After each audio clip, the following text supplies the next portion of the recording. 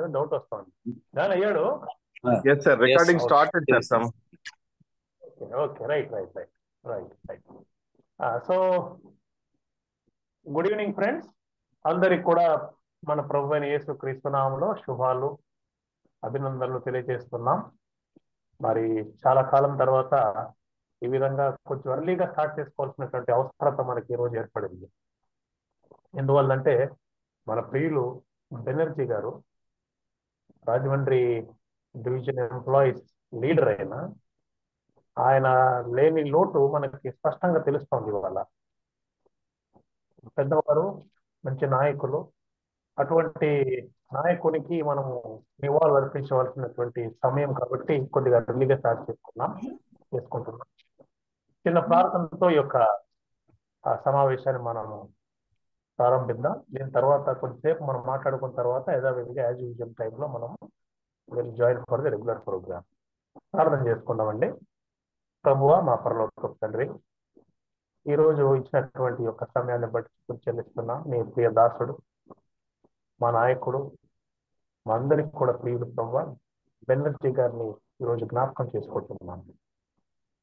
ప్రభువా, అతి మంచి మరణాన్ని నీ దాసునికి అనుగ్రహించుంటున్నావు. ఎటువంటి సఫరింగ్, ఎటువంటి హాస్పిటలైజేషన్, ఎటువంటి అరమరికలు లేకుండా ప్రభా స్మూత్ గా అతను ఈ తీరం దాటి వేరే తీరానికి నీ దగ్గరకు చేరుకుంటున్నాడు. అటువంటి మంచి మరణం ఎందరికో కానీ సాధ్యం కాదు, కేవలం నీ కృప వల్లనేది సాధ్యం. అంతటి మంచి మరణాన్ని దాసునికి ఇచ్చి మా మధ్య నుంచి తీసుకొని నీ యొక్క దరికి చేర్చుకున్నందుకు నీకు వస్తువులు చెల్లిస్తున్నాను. ఆయన జీవితాన్ని మేము జ్ఞాపకం చేసుకోబోతుండగా ప్రభా మేము పలికేటువంటి మాటలు మంచి మాటలుగా, మరి ముఖ్యంగా మా యొక్క జీవితాన్ని మేము చక్కదిద్దుకొని ప్రభా మా జీవితాన్ని మేము సమీక్షించుకొని ఆయన యొక్క జీవితాల్లో ప్రభా నేర్చుకోదగినటువంటి అంశాలు ఉన్నట్లయితే అవన్నీ కూడా మేము నేర్చుకుని అనేకులకు ఆమోదయోగంగా, ముఖ్యంగా నీకు మహిమకరంగా జీవించే కృపను అందరికీ నేర్చుకోమని ఈ కొన్ని నిమిషాలు ప్రభా మాతో కూడా ఉండి మీ దాసుని జ్ఞాపకాలను ఆశీర్వదించుకొని ఈ సమయాన్ని చేతికి అప్పగించుకుంటూ యేసుక్రీస్తునామమున తండ్రి కొంచెం నమస్కారం. So, 19 people already joined అండి. సో నాకన్నా కూడా చాలా బాగా తెలిసినటువంటి వ్యక్తులు ఉన్నారు మన మధ్యలో. సో ఈ ఫ్లోర్ ని ఆయన గురించినటువంటి కొన్ని విషయాలు చర్చించుకోవడానికి ఓపెన్ చేస్తూ ఆయన బాగా గుర్తిరిగినటువంటి వారు ప్రారంభించవలసిందిగా విజ్ఞప్తి చేస్తూ కొన్ని మాటలు ఆల్రెడీ రికార్డ్ అవుతోంది. ఇది ఆయన జ్ఞాపకాలు నెమరు వేసుకుంటూ ఆయన యొక్క బ్లెస్సెడ్ లైఫ్ ని ఈరోజు జ్ఞాపకం చేసుకోవాల్సిందిగా విజ్ఞప్తి చేస్తున్నాను. The floor is open. Anybody wants to describe? yes please. Brother, praise the Lord. Victor అండి. బెనర్జీ అన్న గత 30 సంవత్సరాలుగా నాకు పరిచయం. చాలా మంచివాడు. ఇంకా మమ్మల్ని చాలా బాగా ప్రేమించేవాడు. ఇంకా సొంత తమ్ముళ్ళ కన్నా ఎక్కువగా చూసేవాడు మమ్మల్ని. అన్నకి చాలా మంది 4-5 తమ్ముళ్ళు ఉండేవాళ్ళు. అన్నే ఇంటికి పెద్ద, ఉమ్మడి కుటుంబం, అందరు కలిసి ఉండేవాళ్ళు. ఇక్కడ మాత్రం అన్న ఒక్కడే ఉండేవాడు, కానీ చాలా అందరు కలిసి ఉండేవాళ్ళు. మమ్మల్ని ఒక 40-50 మందివి అన్న ఫ్రెండ్స్ ఉండేవాళ్ళు. అన్న అందరినీ కూడా ఇంకా సొంత తమ్ముళ్ళలానే చూసేవాడు.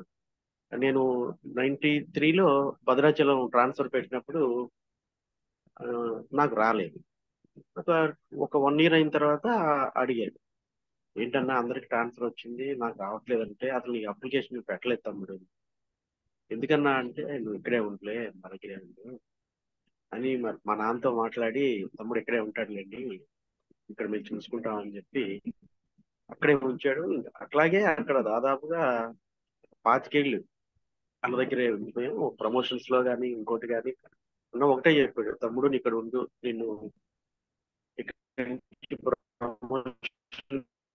పంపిస్తూ అన్నాడు. అట్లాగే నా ప్రతి ప్రమోషన్ కూడా అన్నున్నాడు. ప్రతి దాంట్లో కూడా అన్నున్నాడు. నాకు కొన్నిసార్లు కొంచెం ఫెరిషియస్ గా ఉండి కొంచెం రాలేని పరిస్థితుల్లో కూడా అన్న సీనియర్ టీమ్స్ తో మాట్లాడి గట్టిగా పోట్లాడి కూడా చేసేవాడు. అట్లాగే అన్న 2000 అంటే అన్న ఆల్మోస్ట్ రిటైర్ అయ్యే వరకు కూడా అన్న సెక్రటరీ ప్రెసిడెంట్. ఇంత సుదీర్ఘకాలం రాజమండ్రిలో కానీ, విశాఖపట్నం కానీ, మచిలీపట్నం కానీ, చుట్టుపక్కల ఏ డివిజన్ లో కూడా ఇంత సుదీర్ఘకాలం ఐసీయూలో అంత పెద్ద కేటర్లో చేసిన వాళ్ళు ఎవరు లేరు. అట్లాగే వ్యక్తిగతంగా కూడా కొంత లాస్ అయ్యాడు యూనియన్ వల్ల. అన్నకి 1993లో క్యాషియర్ గా ఆ, రావులపాలెం పోస్టింగ్ వచ్చింది. ఆ రోజుల్లో క్యాషియర్ గా వెళ్తే హెచ్జిఏలో ఫిక్సేషన్ కొంత మానిటరీ బెనిఫిట్ ఉండేది. అయినప్పుడు కూడా అన్న దాన్ని రాలేదు. యూనియన్ పటిష్టం కోసమే నిలబడ్డాడు. దాదాపుగా 91 నుంచి కూడా చనిపోయే వరకు కూడా అన్న యూనియన్ కోసం పోరాడాడు. ఈ చుట్టుపక్కల ఎక్కడా లేదు. రాజమండ్రిలో మాత్రమే ఐసీఈకి ఒక పర్మనెంట్ బిల్డింగ్ దగ్గర దగ్గర ₹1 కోటి ఖర్చుతో ఒక ఒక గెస్ట్ హౌస్, ఒక ఒక మీటింగ్ హాల్, ఒక పెద్ద అకామిడేషన్ వెనకాల అన్న కృషి చాలా ఉంది. నేను అక్కడి నుంచి వచ్చేసి దాదాపుగా ఒక 10 ఏళ్ళు పైన అయినప్పటికీ కూడా ఇప్పటికీ ప్రతి సందర్భంలోనూ కూడా నన్ను అన్న అక్కడికి పిలిచేవాడు. అలాగే రాజమండ్రిలో ఆ ఈ సెమీ క్రిస్మస్లు గత 2 సంవత్సరాలుగా జరగటం వెనుక అన్న కృషి అసలు ఎనలేని. అన్న ఉన్నాడు కాబట్టే అక్కడ అంత గొప్పగా చేయగలిగాం. అలాగే మనం కూడా అందరం అక్కడికి అన్న ఉన్నాడు కదా అని చెప్పి మేము వెళ్ళగలిగాం. ఆనంద్ పాల్ గారు కూడా పూర్వం ఎప్పుడో తణుకులో చేసినప్పుడు అన్న తెలుసు. ఆనంద్ పాల్ గారు కూడా చెప్పేవాళ్ళు, బెనర్జీ అన్న ఉన్నాడు కాబట్టి మేము అంత దూరం రాగలిగాం అని చెప్పి. ఒక మంచి బ్రహ్మాండమైన ఏర్పాట్లు. ఇంకా అలా ఏర్పాట్లు ఏ డివిజన్ లో కూడా మనం ఇంకా చేయలేం. ఆ ఒక రకంగా మన ఫెలోషిప్ కి చాలా పెద్ద దెబ్బ ఇది. ఎందుకంటే ఆ అన్న ఎవరన్నా ప్రసంగికులు రాకపోయినా, లేదంటే పాటలు పాడేవాళ్ళు లేకపోయినా, వదిన మనకి ఎప్పుడు అందుబాటులో ఉండేవాళ్ళు. అన్న ప్రసంగం ఉండేది. అన్న చాలా ఉమ్, చక్కని ప్రసంగం అన్నది. అట్లాగా వింటానే ఉండొచ్చు అన్నట్టుగా ఉండేది. ఎంత బిజీగా ఉన్నప్పటికి కూడా అన్న చర్చ ఎప్పుడు మానేవాడు కాదు. ఫ్రైడే నాడు ఎప్పుడో ఆ బొమ్మూరు దగ్గర ఒక చిన్న కాలనీలో అన్నకు ఒక చర్చ్ ఉండేది, పర్సనల్ చర్చి. అక్కడికి తప్పనిసరిగా హఠాత్తుగా అన్న మేము ఎంత డిస్కషన్ లో ఉన్నా మాయమైపోయేవాడు. అన్న ఎక్కడికి వెళ్ళాడురా అంటే, లేదు అన్న చర్చికి వెళ్ళాడు, తర్వాత మళ్ళీ 9 తర్వాత వస్తాడు అట్లా. అంటే దేనికి దానికి సంబంధించి సెపరేట్ గా ఆయన కొంత సమయాన్ని కేటాయించేవాళ్ళు. అలాగే ఆడపిల్లలకు కూడా సమయానికి పెళ్లిళ్ళు చేశాడు. ఆ ఎంత బిజీగా ఉన్నప్పుడు కూడా మేమందరం అటెండ్ అయ్యాం. ఇంటికి ఎవరు వెళ్ళినా సరే మరి వదిన గారు ఆప్యాయంగా సొంత మరి ఆవిడ తమ్ముళ్ళలానే ఆవిడ చూసేవారు. మేము ఎన్నోసార్లు అన్నోళ్ళ ఇంట్లో భోజనం చేసాం, ఎన్నోసార్లు టీ తాగాం, టిఫిన్ తిన్నాం. అర్ధరాత్రి 12-1 గంటకు కూడా వెళ్ళి ప్రమోషన్ కోసం అన్న దగ్గర కూర్చొని మాట్లాడిన రోజులు ఉన్నాయి. పొద్దున్న 6 గంటలకి వెళ్ళినప్పుడు కూడా 6 గంటలకు కూడా తణుకు నుంచో తాడేపల్లిగూడ నుంచో ఎవరో ఒకరు వచ్చి అన్నతో మాట్లాడేవాళ్ళు. అన్న ఉద్యోగులు ఆడపిల్లల పక్షపాతి. దాదాపుగా ఆర్వి రావు గారు, తర్వాత ఎస్వి రమణరావు గారు ఉన్నప్పటి వరకు కూడా ఇంకా ట్రాన్స్ఫర్లకంటూ ఒక టైము ఏమీ లేదు, ఒక లిస్ట్ అనేది.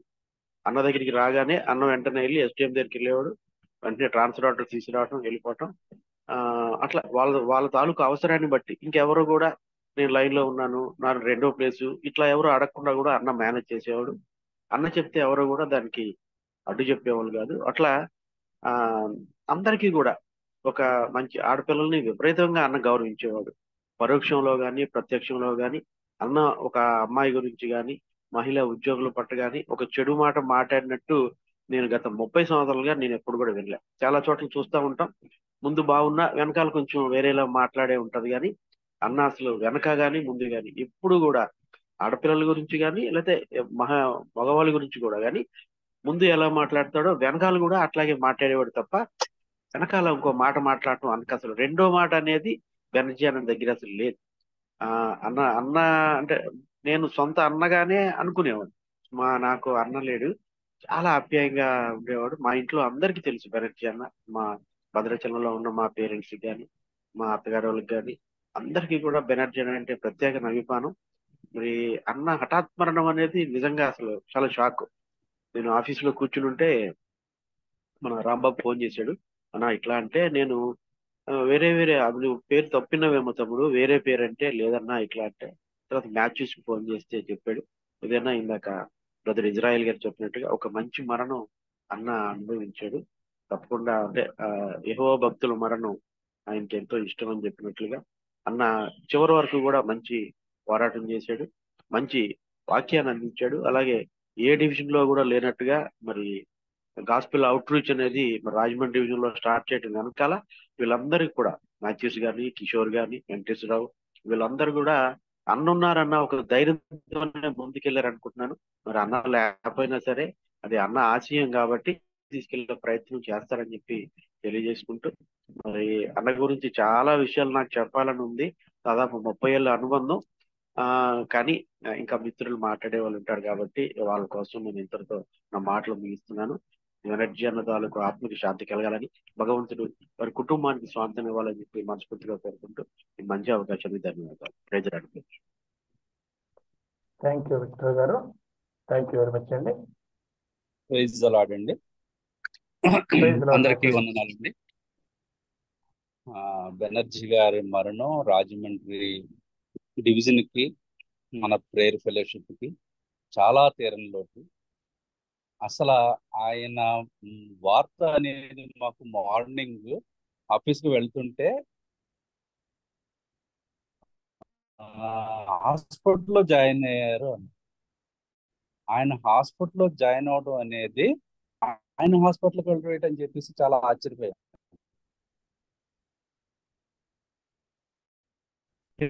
ఎందుకు వచ్చేటప్పటికి నోమోర్ అంటే అస్సలు తట్టుకోలేరు అన్నట్టు. సిస్టర్ గురించి హాస్పిటల్కి తిరగడం తప్ప ఆయన ఎప్పుడు కూడా హాస్పిటల్కి వెళ్ళింది లేదు. ఆయనకి ఎటువంటి ఏ చిన్నది ఉన్నా కానీ వెంటనే కేర్ తీసుకుంటారు. అంత అలా ఉన్న ఆయన హాస్పిటల్ అనేటప్పటికే మాకు అసలు చాలా ఇదైపోయాం. బెనర్జీ గారు చాలా చక్కటి వ్యక్తి. ఆయన్ని గురించి చెప్పాలంటే ఆయన ఒక ప్రేమ. ఆయన ప్రేమకు ప్రతిరూపం ఆయన. ఆయనలో ఉన్న ప్రేమ ఎటువంటిదంటే క్రీస్తులో ఉన్న ప్రేమే ఆయనలో ఉన్న ప్రేమ కూడా. ఎందుకంటే ఆయన దగ్గరకు వచ్చిన మనిషికి నో అనే మాట ఆయన నోట్లోంచి ఎప్పుడూ రాదు.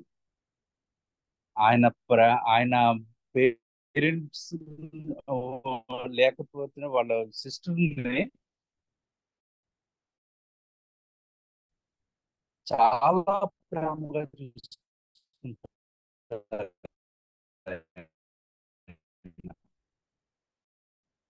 సిస్టర్ ఏదైనా దానికి, అలాగే ఎవరైనా ఆయన దగ్గర డబ్బులు లేకపోయినా కానీ పక్క వాళ్ళ దగ్గర అప్పు చేసి మరీ తీసుకొచ్చి ఇచ్చేటటువంటి తత్వం ఆయన.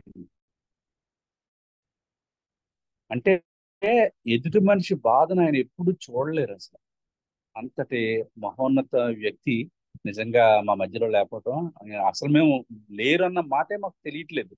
ఆయన ఉన్నారు, మాట్లాడతారు, ఇచ్చేస్తారన్న ఇదిలోనే ఉన్నాం తప్ప ఆయన లేరు అనేది చాలా విషయం అండి. అవుట్ రీచ్ కానీ చెప్పినట్టు ఆ రాజమండ్రి కి ఆయన వెనకాల నుంచుని మమ్మల్ని ప్రోత్సహించి అంత ఘనంగా చేయించడానికి ఆయనే కారణం. ఆయన ఫోన్లు చేసి ప్రతి ఎంప్లాయీకి ఎంతమంది ఉన్నారో అంతమందికి ఫోన్లు చేసి అందరినీ కూడా రావాలి మీరు, మనం ఇలా క్రిస్మస్ ఏర్పాటు చేసుకుంటున్నాం అని చెప్పి ఆయన ఫస్ట్ క్రిస్మస్ చాలా ఘనంగా జరుపుకున్నామని, అదే విధంగా రెండో క్రిస్మస్ జరుపుకున్నాం.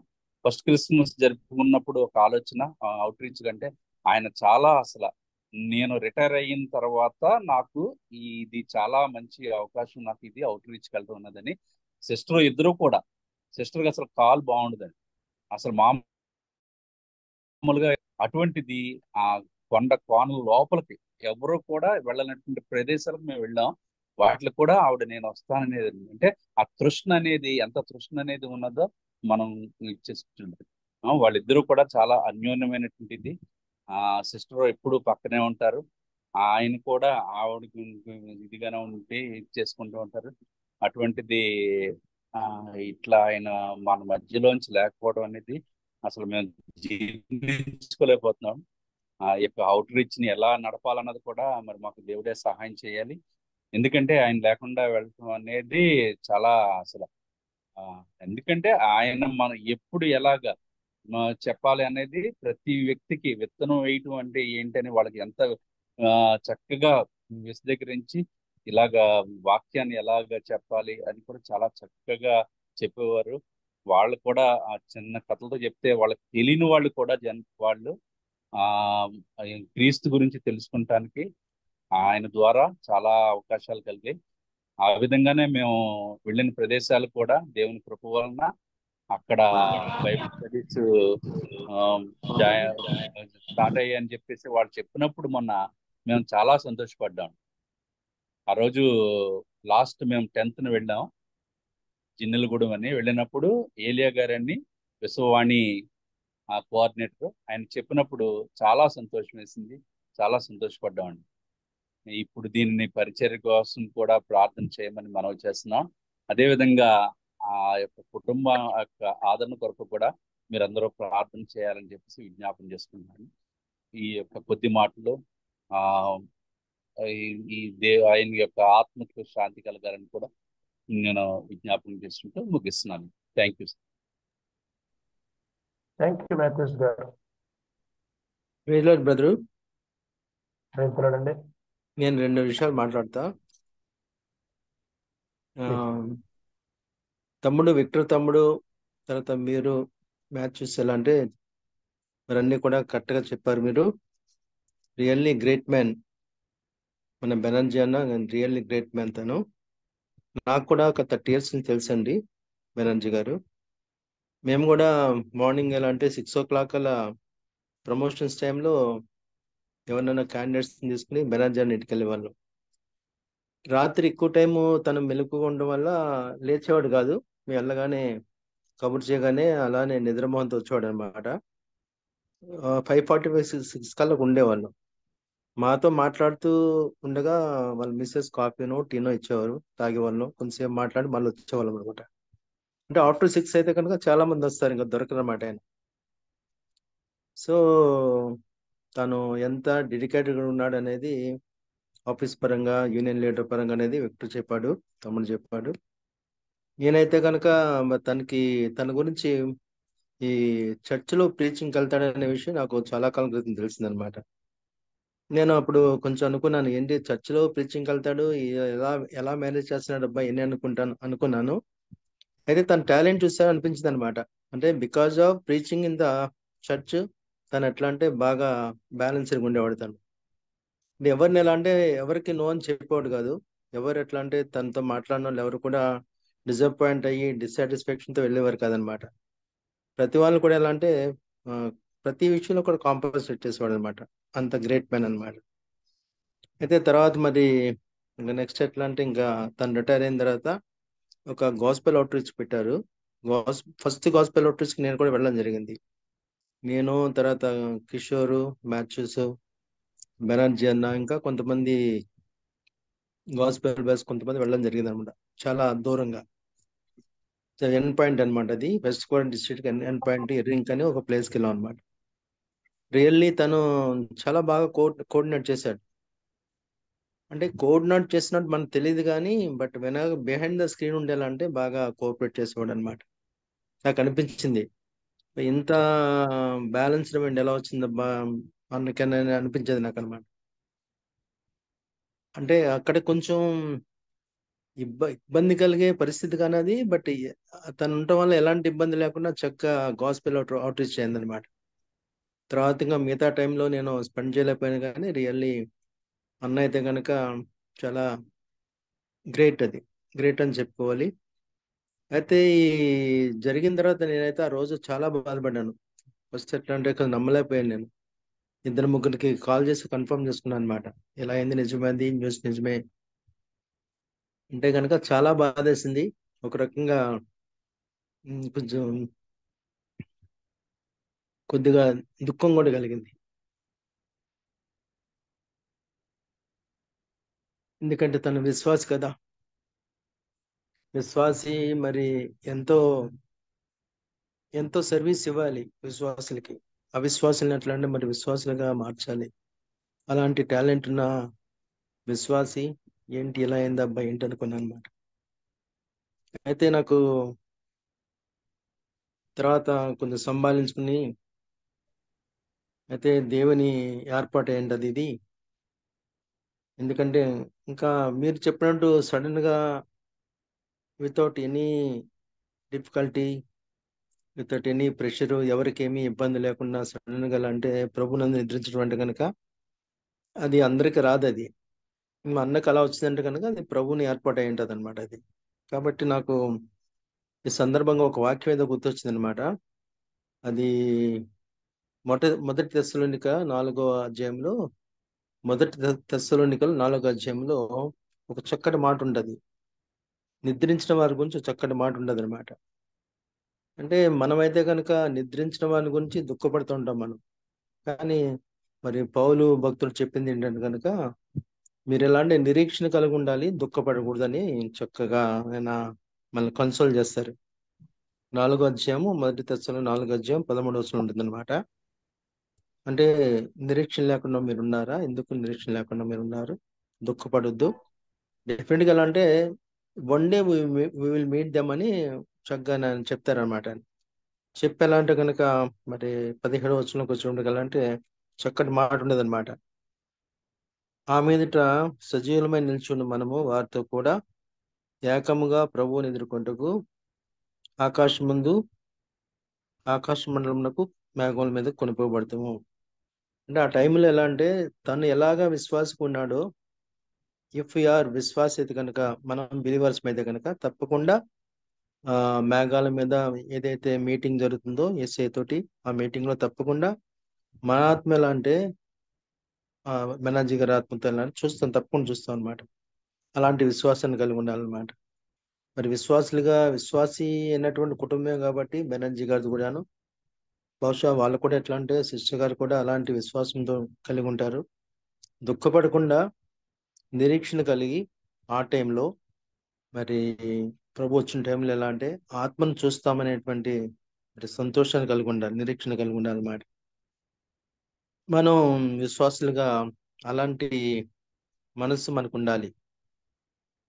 నిద్రించడం వారిని బట్టి ఎలా అంటే మరి మనం దుఃఖించకూడదు, నిరీక్షణ కలిగి ఉండాలి. వాళ్ళని చూడాలంటే కనుక ఆ టైంలో ప్రభు వచ్చిన టైంలో మనం ఎట్లా అంటే మనం కూడా విశ్వాసులుగా ఉండాలన్నమాట. అలాగా మరి గ్రూపులో ఉన్న సభ్యులందరూ కూడా మరి దుఃఖపడేవారు చక్కగా ఎలా అంటే విశ్వాసత్వాన్ని మనం కంటిన్యూ చేస్తూ ఆ టైంలో ప్రభు వచ్చిన టైంలో మరి బెనార్జీ గారిని మనం ఆత్మను చూడాలని, అలాంటి సహాయాన్ని దేవుడు మనకు అనుగ్రహించాలని దేవుణ్ణి కోరి ప్రార్థిస్తాను. Thank you brother, thank you. Thank you అండి. అన్న ప్రైజ్ లార్డ్, నేను వేరే కిషోర్ ప్రైజ్ లార్డ్ బ్రదర్. మాట్లాడనా? మాట్లాడండి. అందరికి ప్రైజ్ లార్డ్ అన్న. నాకన్నా ముందు విక్టర్ మాట్లాడాడు, మరి తను ఏం చెప్పాడో నాకు తెలియదు. ఒకవేళ ఒకటి రెండు విషయాలు అన్న రిపీట్ అవుతాయేమో. అన్న కోసం క్లుప్తంగా చెప్పాలంటే అన్న ఒక మంచి వారియర్. అటు సివిలియన్ గా కానీ ఇటు బిలీవర్ గా కానీ మంచి వారియర్ అని చెప్పుకోవడానికి అసలు ఏమాత్రం సందేహం లేదు. అటు మరి యూనియన్ లో ఆయన 30 సంవత్సరాలు ఏకదాటిగా ఆయన పనిచేశాడు. యాక్చువల్ గా ఆయన కెరియర్ ఓరియంటేషన్ లో ఉంటే ఈ రోజు సీనియర్ డిఎం గా రిటైర్ అయ్యి ఉన్నాడు. కానీ ఇక్కడ సర్వీస్ ఓరియంటేషనే కదా, యూనియన్ అంటే కూడా సర్వీస్ ఓరియంటేషన్. దాంట్లో ఆయన మరి మనోళ్ళు చెప్పినట్టుగా చాలా సాత్వికాన్ని కలిగిన వాడుగా ఉండేవాడు. కొంతమంది ఫెరోషియస్ గా మాట్లాడుతూ ఉండేవారు, కమాండింగ్ గా డిమాండింగ్ గా మాట్లాడేటువంటి లీడర్స్ కూడా ఉండేవారు. కానీ అన్న అయితే చాలా సాత్వికంగా మాట్లాడుతూ ఉండడం వల్ల ఎక్కువ మంది అన్నకి సమస్యలు చెప్తున్నవారు. వాళ్ళ ట్రాన్స్ఫర్ల కోసం కానీ ప్రమోషన్స్ కోసం కానీ చెప్పుకుంటే, నేను చూస్తాలే, నువ్వు కంగారు పడకు, ట్రాన్స్ఫర్ కోసం నేను చూస్తాను, మాట్లాడతానులే అని. అన్న కొన్ని సందర్భాల్లో ట్రాన్స్ఫర్స్ బెనర్జీ అనేటువంటి పిలిచేటువంటి 90s అట్లా పిలిచేవారు అన్న ఫస్ట్. ఎందుకంటే ఇంటర్ డివిజనల్ ట్రాన్స్ఫర్స్ ఇట్లాంటివి కూడా అన్న చాలా జాగ్రత్తగా వేణుగోపాల్ గారితో అది మాట్లాడి చేయించడానికి చాలా సుముఖంగా ఉండేవాడు, చేయించేవాడు. 1-to-1 ఇవ్వాలి, రాస్టర్ పాయింట్లు ఇవ్వాలి, ఇట్లా ఇవన్నీ ఉండేవి కదా, చేయించేవాడు అన్నమాట. సో ఈ విధంగా అన్న ఇప్పుడు కూడా శాంతంగా ఉండడం వల్ల ఎక్కువ మంది ఆయనకి సమస్యలు చెప్పుకుంటూ ఉండేవారు. సో పైన ఉన్నటువంటి కామ్రేడ్ రాజగోపాల్ లాంటి వాళ్ళు కొంచెం ఫెరోషియస్ గా మాట్లాడినా కూడా వాళ్ళకి ఏం చెప్పి కూడా తెలియదు, మేనేజ్మెంట్ కి ఏం చెప్పి కూడా తెలియదు. కొన్ని జరగని కేసులు కూడా జరిగింది చూడ ఆయన డీటెయిల్స్ చెప్పుకోలేం కానీ అప్పుడు జరగడానికి వీలు పడదు. ఈవెన్ దో ఒప్పించి ఆ కేసులన్నీ చేయించుకోవడం. సో ఇట్లా ఆయన చేసినవన్నీ ఏంటంటే మనిషి ఉన్నప్పుడు అవన్నీ తెలియదు కదా. ఆ హెల్ప్ పొందిన వాళ్ళు అందరూ చాలా మంది మన అన్న లేనప్పుడు చాలా విషయాలు పంచుకున్నారు. వాళ్ళందరూ కూడా ఎవరు చెప్పాలంటే ఆల్ ఇండియాలో అన్న కోసం బాధపడిన వాళ్ళు కూడా ఎక్కువ మంది ఉన్నారు. ఎందుకంటే ఆయన ఈ 34 సంవత్సరాల సర్వీస్ లో ఆయనతో కలిసి పనిచేసిన వాళ్ళు, ఆయన హైదరాబాద్ రీజన్ అనుకుంటాను జాయిన్ అయ్యాడు, కోదాడ చేశాడు ఆయన. సో అక్కడి నుంచి ఇప్పటి వరకు ఉన్నటువంటి వాళ్ళందరూ, అలాగే లీడర్షిప్ లో ఉన్న వాళ్ళంతా పైకి అప్లిఫ్ట్ అవుతూ ఆల్ ఇండియాకి వెళ్ళిన వాళ్ళు, ఈయన ఆల్ ఇండియా కాన్ఫరెన్స్ లకు వెళ్ళడం, ఇట్లా మొత్తం మీద అందరికీ తెలిసిన వాడుగా ఉండడం వల్ల ఆయన్ని గురించి చాలా మంది సంతాపపడినటువంటి పరిస్థితి, వాస్తవానికి బాధపడినటువంటి పరిస్థితి ఉంది. అయితే ఈ మనకి ఆయన రిటైర్ అయినప్పుడు చాలా మంది వర్రీ అవుతూ ఉంటారు, కానీ ఆయన అయితే వర్రీ అవ్వలేదు. ఎందుకంటే మన మ్యాథ్యూస్ గారు నేను కూడా కలిసిన తర్వాత మనం గోస్పెల్కి అవుట్ రీచ్కి వెళ్దాం అనేటువంటి ప్రపోజల్ తీసుకొచ్చినప్పుడు మేము దాన్ని ఆలోచించినప్పుడు ఖచ్చితంగా చేద్దామనే దాంట్లో అన్న మాకు పెద్దన్నగా మాతో ఉండి అన్న మమ్మల్ని అందరినీ కూడా ముందుకు నడవడానికి బాగా ప్రోత్సహించేవాడు. ఎందుకంటే ఒక పెద్ద మనిషి ఉండడం మనకు ముఖ్యం కదా. సో మా ఇద్దరి కన్నా ఆయన పెద్దడు కనుక ఉండేవాడు. రాజమండ్రి తరఫున మేము చేసినటువంటి కార్యక్రమాలన్నీ మీకు తెలుసు, ఎప్పటికప్పుడు మేము పెడతా ఉంటాం. ఈ ప్రతి దాంట్లో కూడా ఆయన ప్రోత్సాహాన్ని మేము కోరుకుంటూ ఉండేవాళ్ళం, ఆయన చేస్తూ ఉండేవారు. ఇట్లా దీనికి అవుట్ రీచ్ కూడా మాకు సహకరించేటువంటి ఇంకా చాలా మంది మన సహోదరులు ఉన్నారు. కానీ వెళ్ళడానికి మాత్రం మేము ముగ్గురం కంపల్సరీ వెళ్తూ ఉండేవాళ్ళం అన్నమాట. అంటే ముప్పేట తాడుగా మా పని కొనసాగుతుండేది అవుట్ రీచ్ లో. ఈ రోజు ఒక్కసారి అన్న లేడనేటప్పటికి మేము చాలా తీవ్ర దిగ్భ్రాంతికి గురై నోట మాట రాలేనటువంటి పరిస్థితి. చాలా కఠినంగా నేను దుఃఖాన్ని దాచుకోవడానికి ఉంటాను, కానీ అన్న విషయంలో దాచుకోవడానికి అసలు అవలా. చాలా దుఃఖం వచ్చింది, చాలా బాధపడ్డా. ఒక్కసారి మాట రాలేని పరిస్థితి కనిపించింది. ఎందుకంటే అక్కడ నాకు 33 సంవత్సరాలు సర్వీస్ అయింది. ఈ 33 సంవత్సరాలు ఇంచుమించు అన్నతోనే పనిచేసాం. నేను కూడా ఐసీయూలో పనిచేశా, వైస్ ప్రెసిడెంట్ గా, జాయింట్ సెక్రటరీ గా. అప్పుడు కానివ్వండి, ఫర్ ఎవ్రీ టైమ్ క్లోజ్ గా తిరుగుతూ ఉండేవాళ్ళం. బ్రాంచ్ సెక్రటరీగా అది పనిచేసినప్పుడు ఇంచుమించు 20 సంవత్సరాలు క్లాస్ 3లో ఉన్నా, 20 సంవత్సరాలు కూడా అన్నయ్య ఇక్కడ పైన ఉండేవాడు, మేము ఇక్కడ బ్రాంచ్ లో ఉండేవాళ్ళు. కాబట్టి నిత్యం కూడా ఉండేది. తర్వాత మళ్ళా క్లాస్ 1కి వచ్చినా కూడా వాళ్ళతో సహవాసాలు ఎప్పుడు వదలలేదు. ఎందుకంటే సేమ్ డివిజన్ లో వర్క్ చేశాను కనుక అన్నోళ్ళతో ఎక్కడ సహవాసం కోల్పోకుండా ఉండడం వల్ల ఇవన్నీ క్లోజ్ గా అబ్జర్వ్ చేయడం జరుగుతుండే. సో ఫైనల్ గా అన్న మాకు ఇప్పుడు ఏంటంటే అన్నతో కలిసి మేము చేస్తున్నాం అనే సందర్భం చాలా సంతోషం కలిగించేది.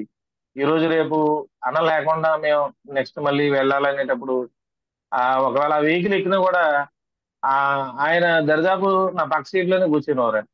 ప్రతిసారి మమ్మల్ని మాట్లాడుతూ ఉండడం, ప్రోత్సహించడం, నెక్స్ట్ ప్రణాళిక ఏంటి, ఈ ప్రణాళిక ఏంటి, ఇవన్నీ మాట్లాడుకుంటూ ఉండేవాళ్ళం. ఇప్పుడు ఆ సీటు ఖాళీగా కనపడతా ఉంటే ఇవాళ ఊహించుకోవడానికే మాకు కొంచెం ఇబ్బందిగా కనపడతా ఉంది. సో ఇలా చెప్తే చాలా విషయాలు చెప్పగలుగుతాం, కానీ మరి అన్నలేని లోటు మాకు తీరాల్సినటువంటి అవసరం కూడా మాకు ఉంది. సో మీరంతా కూడా అవుట్ రీచ్ ని కొనసాగించడానికి మీరంతా ప్రార్థించాలని కోరుతా ఉన్నాం. అలాగే మరి నిరీక్షణ కలిగి ఉండాలి అని అనుకుంటూ ఉంటాము, కరెక్టే. కానీ నిరీక్షణ కలిగి ఉండాలనే దానికన్నా ముందు మానవ నైజం ముందు బయటపడతా ఉంటది. ఆ మానవ నైజంలో అన్న లేకపోవడం అనేది కొంచెం భరించడానికి ఇబ్బందికరంగా కనిపిస్తా ఉంది. కానీ అల్టిమేట్ గా నిరీక్షణ కలిగి ఉండాలి. సర్లే, అన్న రీచ్ అయిపోయాడు, ఎక్కడికి రీచ్ అవ్వాలో డెస్టినేషన్ రీచ్ అయిపోయాడు, ఎటర్నల్ రీచ్ అయిపోయాడు. సో మనం ఇంకా ఇక్కడ మనం పోరాడాల్సిన వారిగా మనం ఉండిపోయాం. ఇక మన పరుగుని తుదముట్టించడానికి మన ప్రయత్నాలు మనం చేయాలనేటువంటి నిరీక్షణ ఫైనల్ గా కలుగుతుంది అనుకోండి. కానీ ఆయన లేని లోటు అయితే మాకు కనపడతా ఉంది. అటువంటి మరి గొప్ప లీడరు అన్న అని చెప్పడానికి నేను చాలా సంతోషిస్తూ ఉన్నాను. ఇంకోటి ఏంటంటే ఆయన ఎలాంటి లీడర్ అంటే జనరల్ గా ఇంకొక మాట చెప్పి ముగిస్తాను. ఎలాంటి లీడర్ అంటే మేనేజ్మెంట్ అనేది చాలా టఫ్ గా ఫీల్ అవుతుంటారు లీడర్షిప్ వాళ్ళు వచ్చినప్పుడు. కానీ అన్న వెళ్తే అందరూ చాలా లైవ్లీగా ఫీల్ అయ్యారు. అంటే బెనర్జీ గారు వచ్చారు కాబట్టి వచ్చిన ప్రాబ్లం మనం ఎట్లాగా సాల్వ్ చేసి వాళ్ళ సాటిస్ఫై చేసి మనం కూడా సాటిస్ఫై అవ్వచ్చు. అట్లా ఉండేది అనమాట. అందుకనే మనం కూడా సికింద్రాబాద్ లో చేసిన రామయ్య గారు కూడా ఇక్కడ రాజమండ్రిలో సీనియర్ డిఎం గా చేశారు. అంటే చాలా మంది కాల్ చేశారు. అందులో ఆయన అయితే ఎస్పెషల్లీ మేడం సంజయ్ రాణి గారికి కాల్ చేసింది. ఇప్పుడు సీనియర్ డిఎం సంజయ్ రాణి గారు ఆమె కాల్ చేసి బెనర్జీ గారి యొక్క ఈ అంతిమ యాత్ర కార్యక్రమంలో మనం ఒకసారి వారి కుటుంబానికి మన యొక్క సంతాపాన్ని తెలియజేయాల్సినటువంటి అవసరం ఉంది. మీరు ఒకసారి వెళ్ళి నా తరఫున కూడా ఆయనకి చెప్పమ్మా. నీకు ఆయన పరిచయం లేనప్పుడు కూడా మనం వెళ్లాల్సినటువంటి వ్యక్తి అని చెప్పి మేడంకి ఆయన చెప్పి ఆయన మేడం పంపించి కుటుంబానికి సంతాపం తెలియజేశారు. అలాగా ప్రతి సీనియర్తో కూడా ఒక మంచి సాన్నిహిత్యాన్ని కలిగినట్టుగా ఉంటూనే ఆయన లీడర్షిప్ లో చాలా సమస్యల్ని సాల్వ్ చేసుకుంటూ వచ్చారు. అంటే సాత్వికుడు లోకంలో స్వతంత్రించుకున్నట్లుగా ఆయన వాక్యానికి ఎలా లోబడి జీవించాడో ఆ వాక్యాన్ని బహుశా నేను అనుకుంటాను అక్కడ లీడర్షిప్ కూడా ఆయన ఉపయోగించి ఆయన మంచి రిజల్ట్ ని అటు పౌర జీవితంలోను, కుటుంబ జీవితంలోను, అలాగే మరి ఉద్యోగ జీవితంలోను, అలాగే విశ్వాస జీవితంలో కూడా ఆయన కొనసాగించి అన్ని రకాల ఆయన మనందరికన్నా ఫస్ట్ వచ్చేసాడు, దేవుని దగ్గరికి వెళ్ళిపోయాడు. మరి ఆ కుటుంబానికి కూడా ఆదరణ కలిగేలాగా మనందరం కూడా ప్రార్థించాలని చెప్పి మనవి చేస్తూ ఈ అవకాశం ఇచ్చిన మీ అందరికీ ధన్యవాదాలు తెలియజేస్తాం. Thanks. Thank you. Thank you. Praise Lord brother. Praise Lord అండి.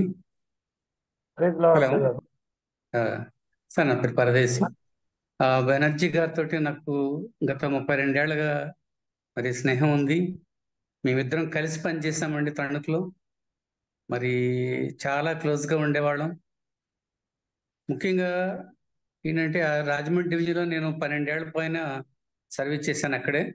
మరి నేను క్లాస్ 1 ఆఫీసర్ గాను, అలాగే నా వైఫ్ ఏజీఏగా ఉన్నప్పుడు మరి చాలా చాలా నాకు సపోర్ట్ చేసేవాళ్ళు. మరి నేను ఎక్కడికైనా ట్రాన్స్ఫర్ అయినప్పుడు నా వైఫ్కు ట్రాన్స్ఫర్ రావడం, ఇలాంటి విషయాల్లో కూడా చాలా సహాయం చేసేవాళ్ళు ఆయన. సో అంతేకాకుండా ఆయన కుటుంబంతో కూడా నాకు చాలా పరిచయం ఉంది. వాళ్ళ బ్రదర్స్ కూడా నాకు తెలుసు, నా దగ్గర కూడా పనిచేశారు. ఒక బ్రదర్ టోనీ అని. ఇలాగా ఫ్యామిలీతో ఫ్రెండ్షిప్ కూడా ఉంది. అంతేకాకుండా అక్కడ నేను రాజమండ్రి డివిజన్లో సీనియర్ బ్రాంచ్ మేనేజర్గా పనిచేసినప్పుడు ఎంప్లాయీస్ తోటి చిన్న చిన్న వివాదాలు వచ్చినప్పుడు బెనర్జీ గారు చక్కగా వాటన్నింటిని కూడాను సామరస్యంగా సరిదిద్ది మరి చాలా నా కెరీర్కి చాలా స్మూత్గా ఆయన కోఆపరేట్ చేస్తుండేవాళ్ళు. మరి అలాంటి వ్యక్తి చనిపోయాడని తెలియగానే చాలా బాధపడ్డాను. వెంటనే నా ఫ్రెండ్స్ తణుకులో ఉన్నటువంటి వాళ్ళ తమ్ముడు ఇంకా కొంతమంది వాళ్ళందరికీ ఫోన్లు చేసి ఏమిటి ఇలా తెలిసిందంటే, నిజమే అన్న, మేమంతా వెళ్తున్నాం అప్పుడు అని చెప్పారు. మరి అలాగే నాకు ఒంట్లో బాగాలేనప్పుడు కూడాను చాలాసార్లు నాకు ఫోన్ చేస్తూ ఉండేవాళ్ళు. మరి నేను విజయవాడ ఏరియాలో బ్రాంచ్ మేనేజర్గా ఉన్నప్పుడు నా దగ్గరికి చాలాసార్లు వచ్చారు. అలాగే అమలాపురం సీనియర్ బ్రాంచ్ మేనేజర్గా ఉన్నప్పుడు ఇలాగా నేను ఎక్కడికి వెళ్ళినప్పుడు కూడా మా ఫ్రెండ్షిప్ అలా కంటిన్యూ అవుతూ ఉండేది.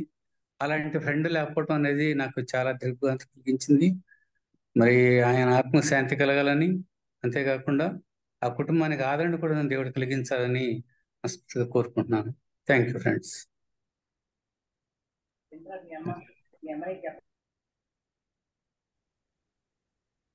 సమయభావం వల్ల ఇంకొక ఇద్దరికి అవకాశం ఇద్దామండి. ఎందుకంటే చాలా మందికి ఆయన తెలుసు, పెద్ద నాయకుడు కాబట్టి. అయినప్పటికీ మనకి సమయం సరిపోదు కాబట్టి లాస్ట్ 2 జస్ట్ బ్రీఫ్ గా చెప్పండి. Thank you.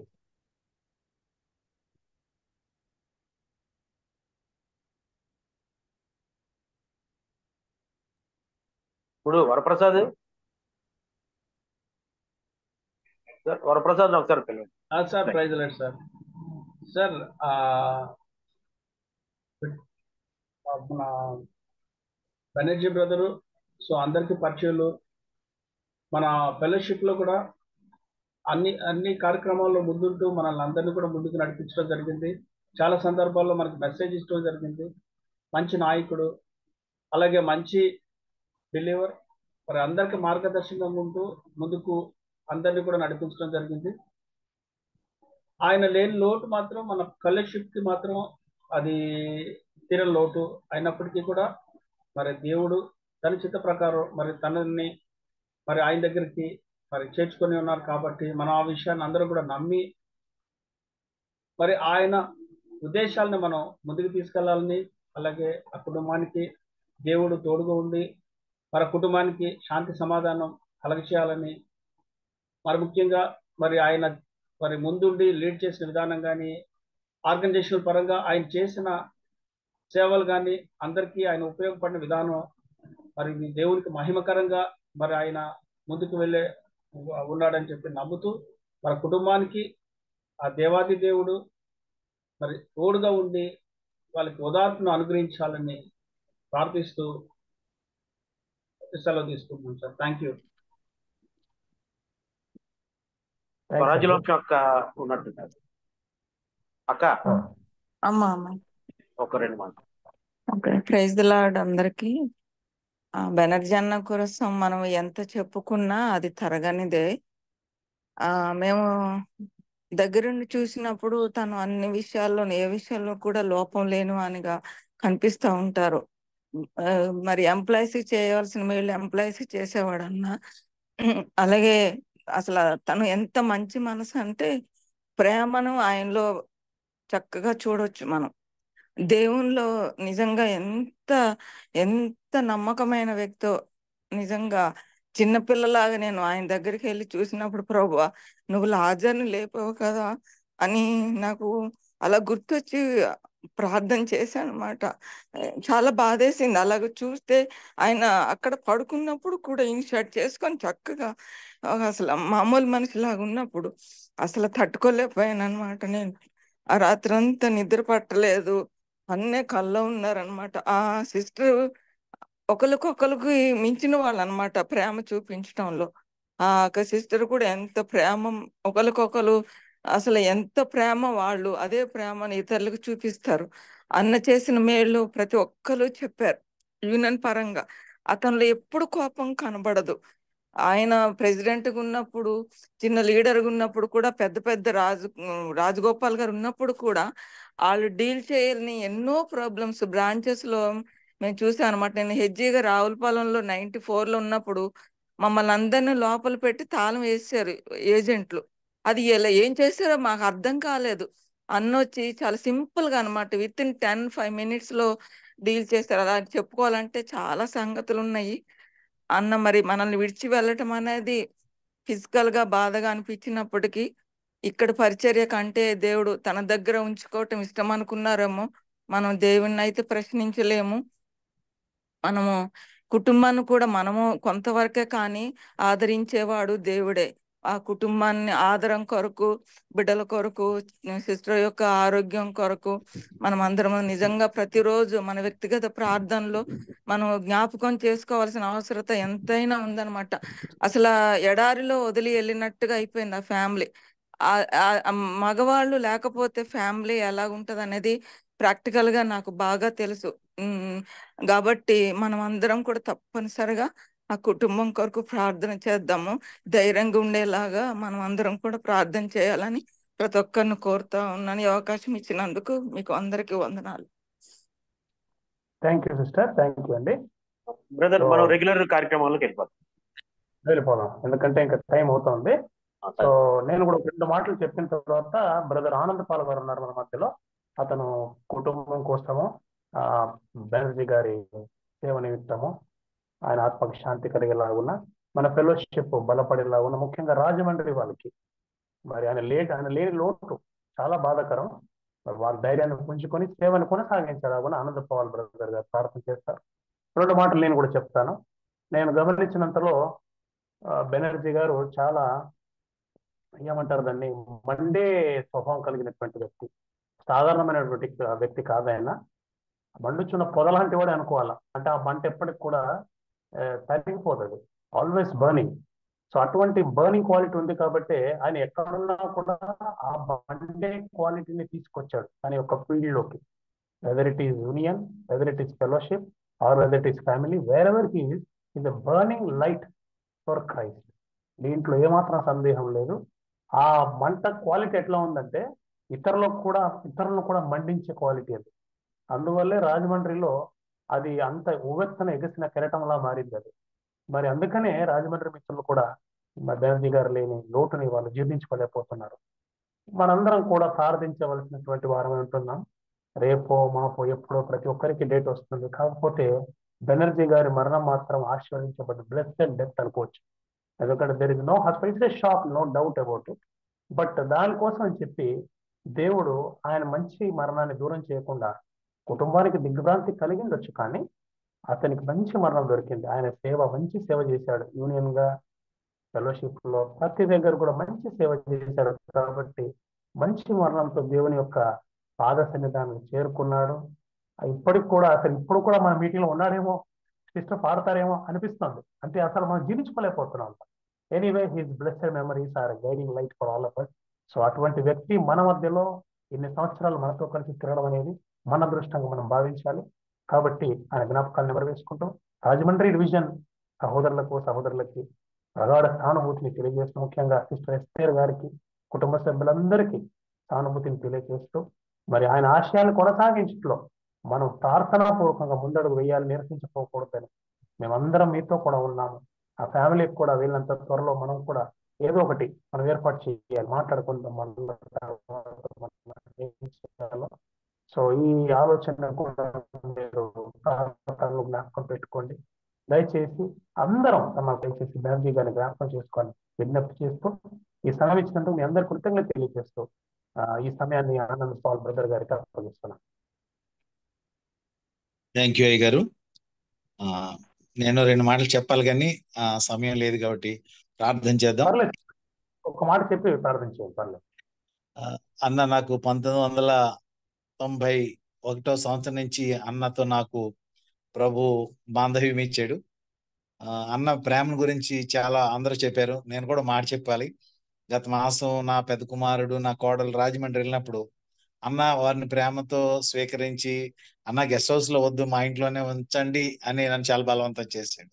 చాలా ప్రేమ చూపిన వ్యక్తి. 91 నుంచి కూడా నేను సేవకుడు అయితేనని మొట్టమొదట నా గురించి నేను అనుకుంటాను ఆయన ఒక ప్రవక్తలా చెప్పాడేమో. ఎందుకంటే 1992 or 3 విజయవాడ సిద్ధార్థ ఆడిటోరియంలో SCJF కాన్ఫరెన్స్ జరుగుతుండగా కామ్రేడ్ NM సుందరం గారి కంటే ముందు నన్ను మాట్లాడమని చెప్పారు.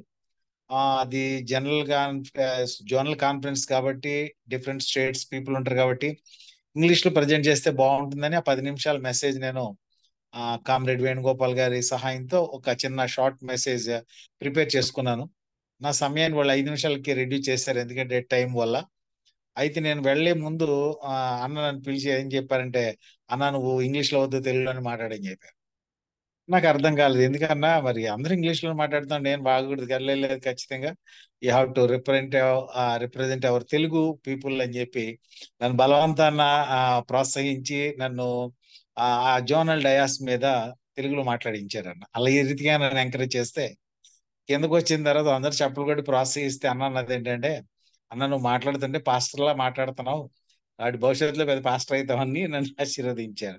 అది ఆ రోజే మరి దేవుని ద్వారా ఆ తలంపు మరి అన్నకి ఇచ్చారేమో నాకు తెలియదు. అప్పటికి నేను అంత పూర్తిగా విశ్వాసంలో ఉన్న వ్యక్తిని కూడా కాదు. కానీ ప్రభు ఆ రీతిగా ఆ సేవకుని మాట నా జీవితంలో నెరవేర్చాడు. అందుని బట్టి నేను ప్రభువుని కనపరుస్తున్నాను. నిజానికి ఈ లోటు ఎవరు కూడా తీర్చలేని లోటు. అన్న ప్రేమను కానీ, అన్న ఆప్యాయతను కానీ, ప్రాముఖ్యంగా మొట్టమొదటి రాజమండ్రి క్రిస్మస్ సెలబ్రేషన్స్ లో నేను చెప్పాను, is very passionate for Christ. ప్రభు కొరకు ప్రాణం ఇవ్వటానికి కూడా సిద్ధపడేంత త్యాగశీలి, ఏమైనా చేయటానికి కూడా. నా దేవుడు సాచర్ని కూడా ఇచ్చారు. ఆ సిస్టర్ ఎస్తేర్ గారు కూడా ప్రభు అన్నా, ప్రభు పనన్నా, ప్రభువులో వాడబడతామన్నా వాళ్ళకి పరిశుద్ధాత్మ అగ్ని అభిషేకం వారు నింపబడి ఉన్నారు కాబట్టి అటు ప్యాషన్తో వారు ముందుకెళ్ళేవారు. నిజంగా మరి ఆ దుఃఖంలో ఉన్న ఆ సిస్టర్ గారికి, బిడ్డలకి నా యొక్క సానుభూతి లేదా నేను చిన్న మాట చెప్పలేను, కానీ వారిని ధైర్యంతో ఉండమని నేను ప్రోత్సహిస్తూ ఉన్నాను. కారణం ఏంటంటే ప్రభువే మనకి ఆదరణకర్త.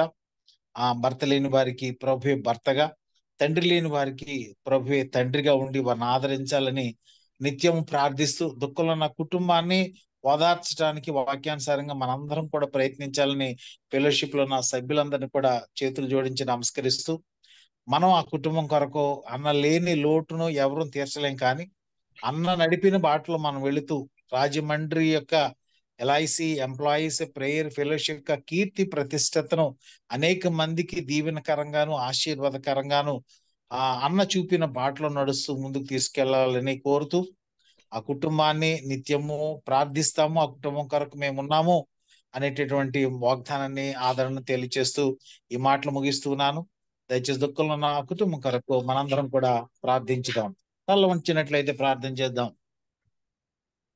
మహాగణుడవు అత్యంత కృపగల పరలోకపు తండ్రి, మీ ఘననామానికి వందనాలయ్యా. ఈ సాయంకాలపు సమయంలో ప్రభు మా ప్రియులు మా ప్రియ సహోదరులు నైనా బెనర్జీ అయ్య గారి నిమిత్తం నీ పాసనలు ప్రార్థిస్తున్నాం ప్రభు.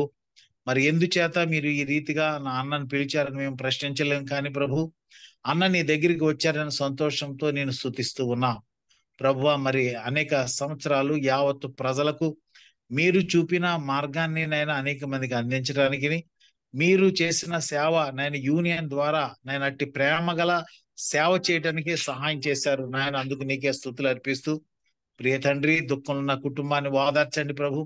ఆ రాజమండ్రి డివిజన్ లో ప్రారంభించబడిన ఆ పరిచర్యని మహిమతమే జరగడానికి సహాయం చేయండి. అన్న నడిపిస్తున్న సంఘాన్ని కూడా మీరే ఓదార్చి ముందుకు నడిపించండి ప్రభు. ప్రాముఖ్యంగా సిస్టర్ గారిని చేతులకు అప్పగిస్తున్నాం. మీరే ధైర్యాన్ని అలా అనుగ్రహించండి, నీ పరిశుద్ధాత్మ శక్తిని ఇవ్వండి. బిడ్డలందరినీ కూడా ఓదార్చండి, వారికన్నిటిని మీరు తుడుచుమని ప్రార్థిస్తున్నాం ప్రభు. వీటెళ్లలో తెలియని పరిస్థితిలో గలిబిల్లో ఉన్నారేమో తండ్రి, ఆయన గలిబిల్ని చక్కదిద్ది ప్రభు. మీరే మార్గ నిర్దేశకుడిగా ఉండి ప్రభు ఆదరించమని ప్రార్థిస్తున్నాం. ఆదరణకర్త ఆ కుటుంబాన్ని చేతులకు అప్పగించుకుంటూ కన్నీటిని తుడిచి ప్రభు మీరే ఆయన భర్త లేని ప్రియ సహోదరికి భర్తగా, తండ్రి లేని బిడ్డలకు తండ్రిగాను, ఆ కుటుంబానికి న్యాయకర్తగా మీరే ఉండి నడిపించి మహిమ పొందమని ప్రార్థిస్తూ ప్రభువా మీరే ఓదార్చి దీవించి నడిపించమని యేసు శ్రేష్టమైన నామమున ప్రార్థిస్తున్నాం పరమ తండ్రి. ఆమేన్.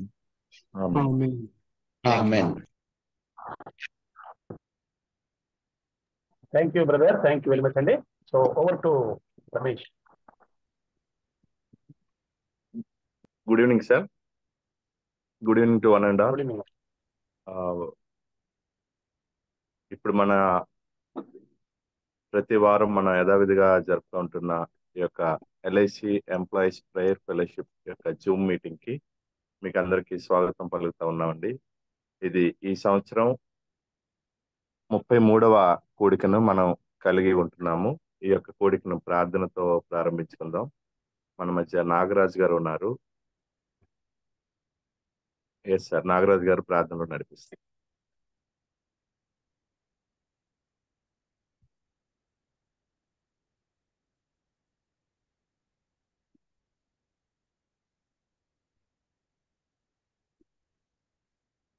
బ్రదర్ మ్యూట్ లో ఉన్నారు.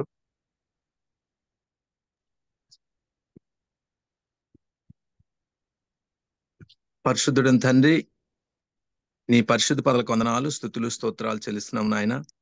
ఇదిగో ప్రభు సాయంకాల సమయంలో ఎల్ఐసి ఎంప్లాయీస్ ప్రేయర్ ఫెలోషిప్ గా నాయన మేమందరం కలిసి నీ నామాన్ని స్తుతించడానికి ఇచ్చినటువంటి గొప్ప ధన్యత బట్టి వందనాలు నాయన. నువ్వు గొప్ప దేవుడు, సర్వోన్నతుడు, సర్వశక్తిమంతుడు, కనికరం కలిగిన దేవుడు నాయన, నీకు వందనాలు నా ప్రభా. ఇదిగో నాయన మరి ఈ యొక్క సమయంలో ప్రభా మీ బిడ్డలమైన మమ్మల్ని అందరినీ కూడా ప్రభా నీ కృపలో భద్రపరిచి గత వారం అంతా కూడా నువ్వు స్థిరపరిచి నడిపించావు.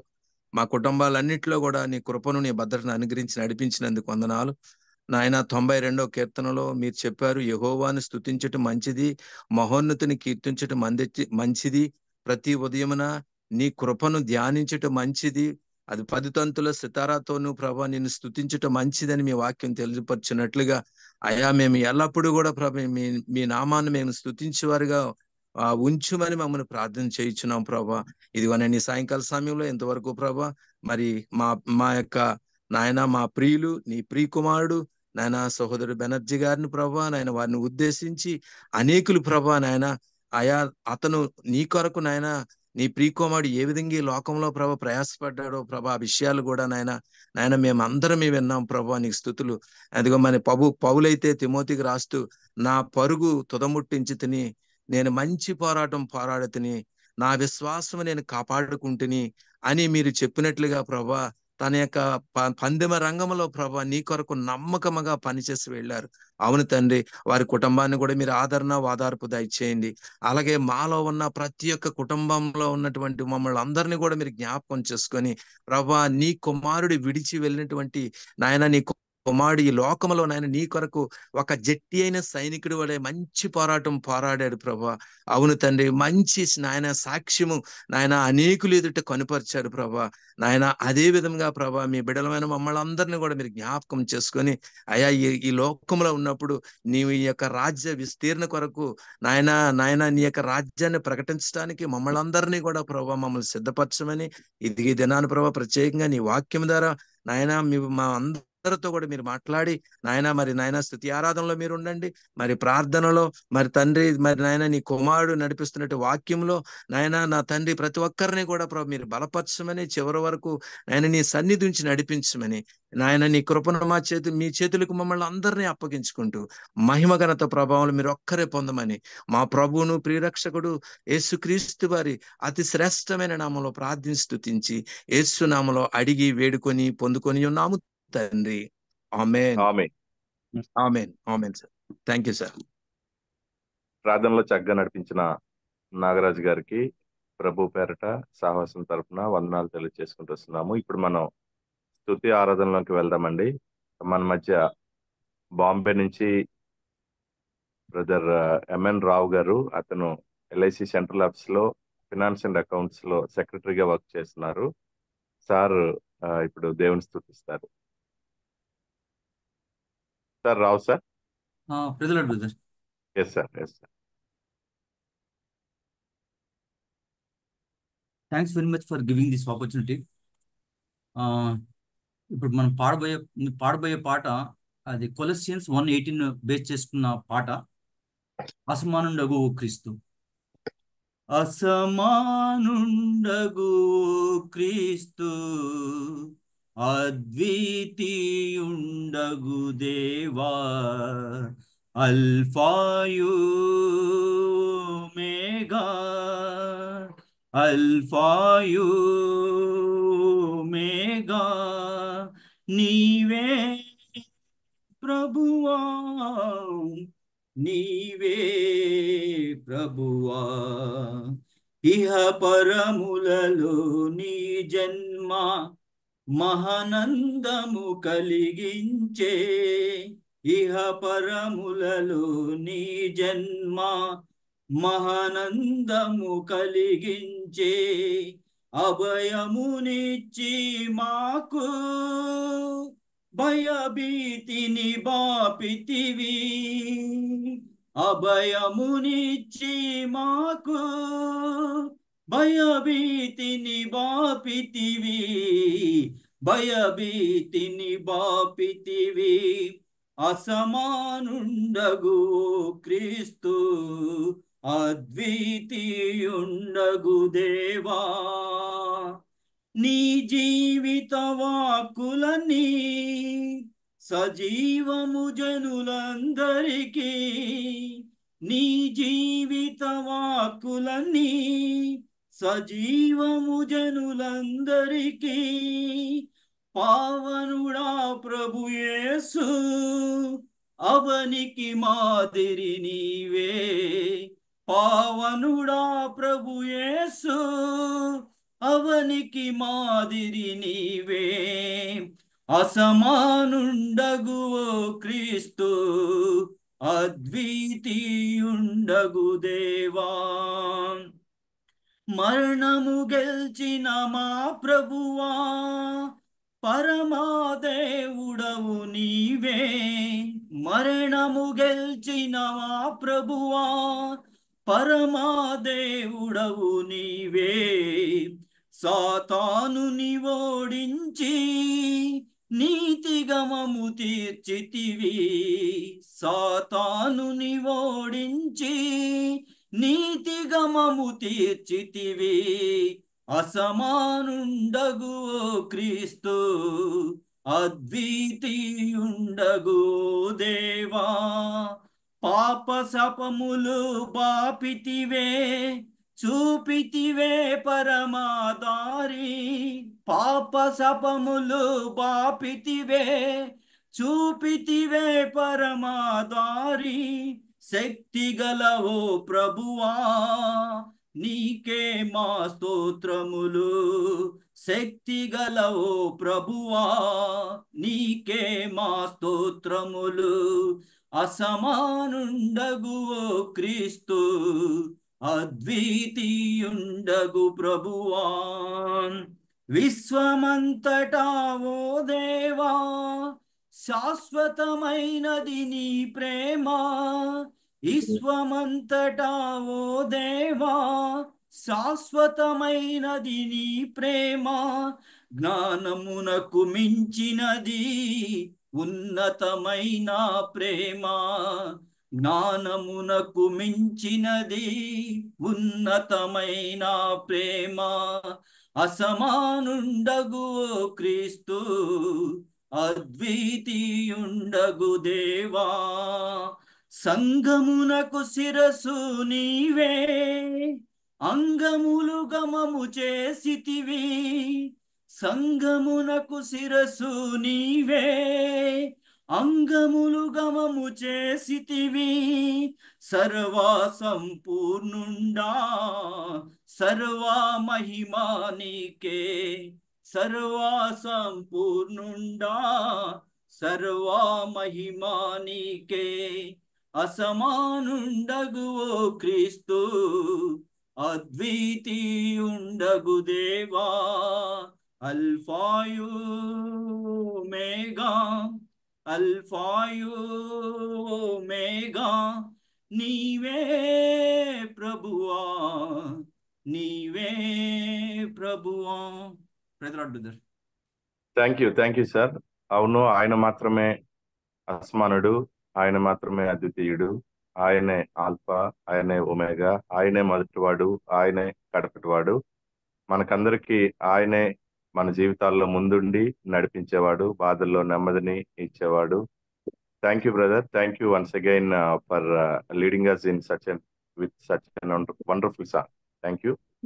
నెక్స్ట్ స్తుతి ఆరాధనలో భాగంగా బాలానందం గారు మన మధ్య ఉన్నారు. సీతంధార బ్రాంచ్ లో ఏవోగా వర్క్ చేస్తున్నారు. సార్ నెక్స్ట్ పాట పాడి వినిపిస్తారు. బ్రదర్ బాలానందం.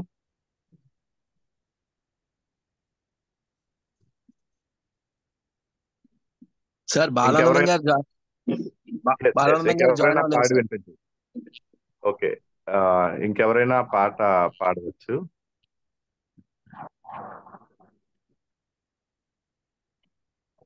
బైబిల్ రీడింగ్ తర్వాత పెట్టేయండి ఒక పాట. ఓకే ఓకే పాట పెట్టేస్తే మెసేజ్. Okay okay. ఇప్పుడు మనం ఈరోజు మెసేజ్ కై ఏర్పాటు చేయబడ్డ వాక్య భాగాన్ని మన మధ్య ఝాన్సీ మేడం ఉన్నారు. ఝాన్సీ మేడం వాక్య భాగాన్ని చదివి వినిపించవలసిందిగా కోరుతున్నాం. మేడం పిఎన్జిఎస్ లో ఏడిఎం గా వర్క్ చేస్తున్నారు, వైజాగ్ డివిజన్ లో. Madam, over to you madam. Okay. Portion is Luke 19th chapter verses 1 to 10. Praise the Lord brother. Praise the Lord.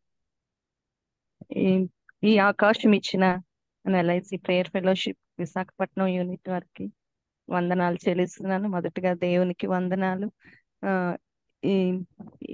ఈ దినము వాక్య పరిచర్య కొరకు ఇచ్చిన వాక్యమును లోక సువార్త 19వ అధ్యాయం 1 నుంచి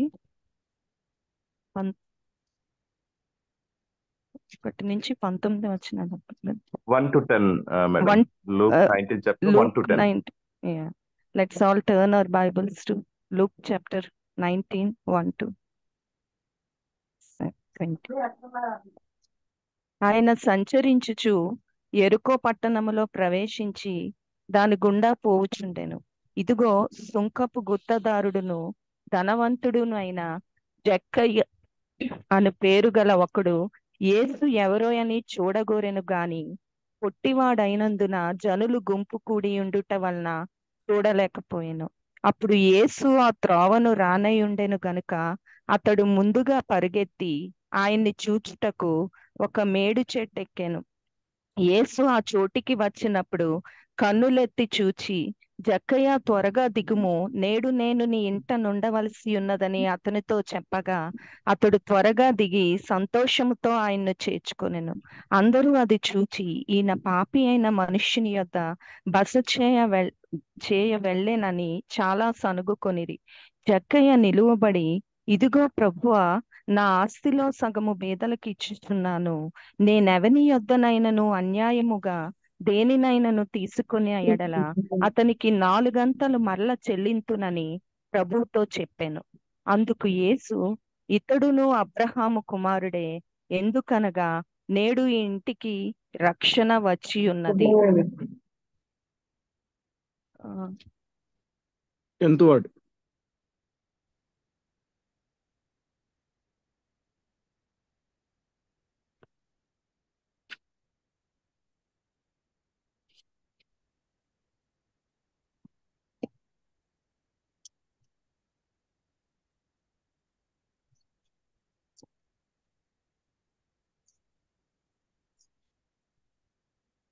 నశించిన దాన్ని వెదకి రక్షించుటకు మనుష్య కుమారుడు లోకంలోనికి వచ్చనని అతనితో చెప్పాను. సిస్టర్ డిస్కనెక్ట్ అయినట్టున్నారు, నెట్వర్క్ ఇష్యూ కావచ్చు. Thank you madam once again for reading the scripture portion. Now again will go in to singing. ఎవరైనా రెడీగా ఉన్నారండి? లేకపోతే నేను పాడతాను. నేను పాడతాను సార్. Okay okay. మందలో చేరని గొర్రెలెన్నో కోట్ల కొలదిగా కలవు ఇలా, ఆత్మల కొరకై వేదనతో వెదకెదము రమ్ము సంగమా. మందలో చేరని గొర్రెలెన్నో రమ్మని యేసు రాజుని చేరా నడిపించును. అడవులలో పలు స్థలములలో నా ప్రజలెందుకు చావవలెన్. అడవులలో పలు స్థలములలో నా ప్రజలెందుకు చావవలెన్. వారి నిమిత్తమై శ్రమ పడితే మరి వారిని వెదకెడి వారెవరు. వారి నిమిత్తమై శ్రమ పడితే మరి వారిని వెదకెడి వారెవరు.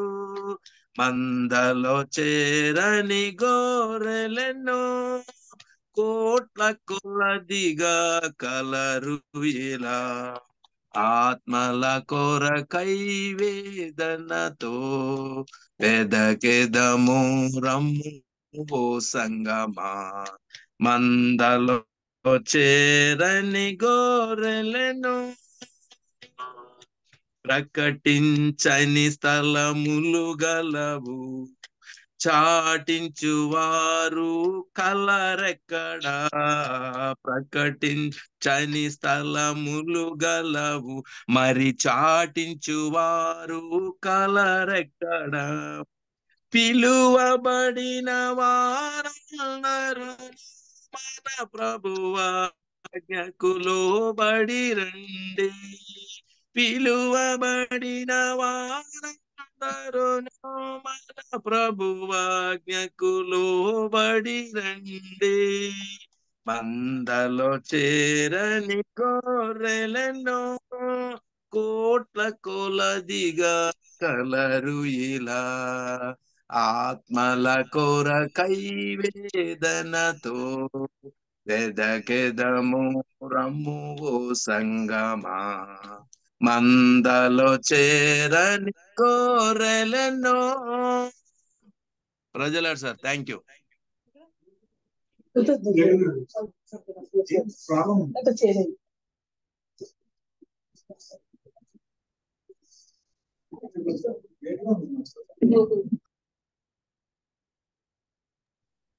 సార్ రమేష్ గారు, ఎస్ సార్. సార్.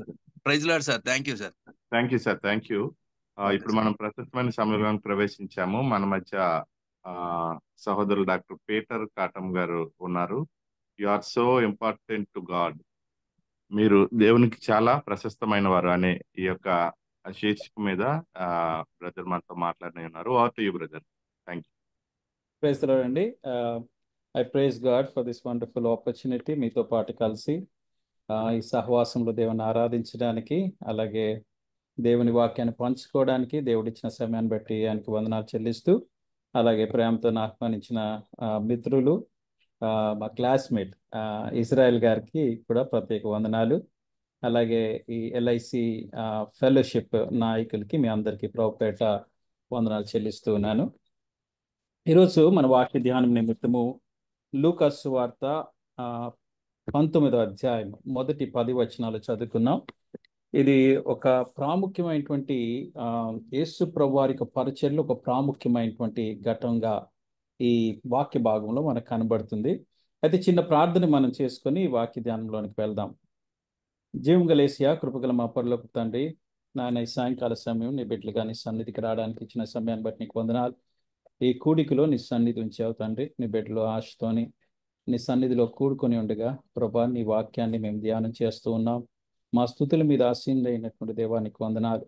నీ నామంలో కూడుకున్నప్పుడు మా మధ్యలో నువ్వు ఉంటాను వాగ్దానం చేశావు ప్రభా. ఈ మాటలు మీ మాటలు కనుక సమస్తాన్ని మరుగుపరిచి నీవే నీ వాక్యం ద్వారా మాతో మాట్లాడండి, మమ్మల్ని దర్శించండి, అపవాదికి లయపరచండి. నీ బలమైన హస్తాలకి మమ్మల్ని ఈ ధ్యానాలను అప్పచెప్తుండగా నీ మహిమాత్కరంగా మా అందరికి ఆశీర్వాదకరంగా చేయమని యేసు ప్రశస్త నామంలో అడుగుచున్నాము తండ్రి, ఆమేన్. సో లూకా సువార్త 19వ అధ్యాయం మొదటి 10 వచనాలు మనం చదువుకున్నామండి. అయితే మరొకసారి లూకా సువార్త 19వ అధ్యాయం 5-6 వచనాలు మనం చూద్దాం. లూక్ 19:5-6.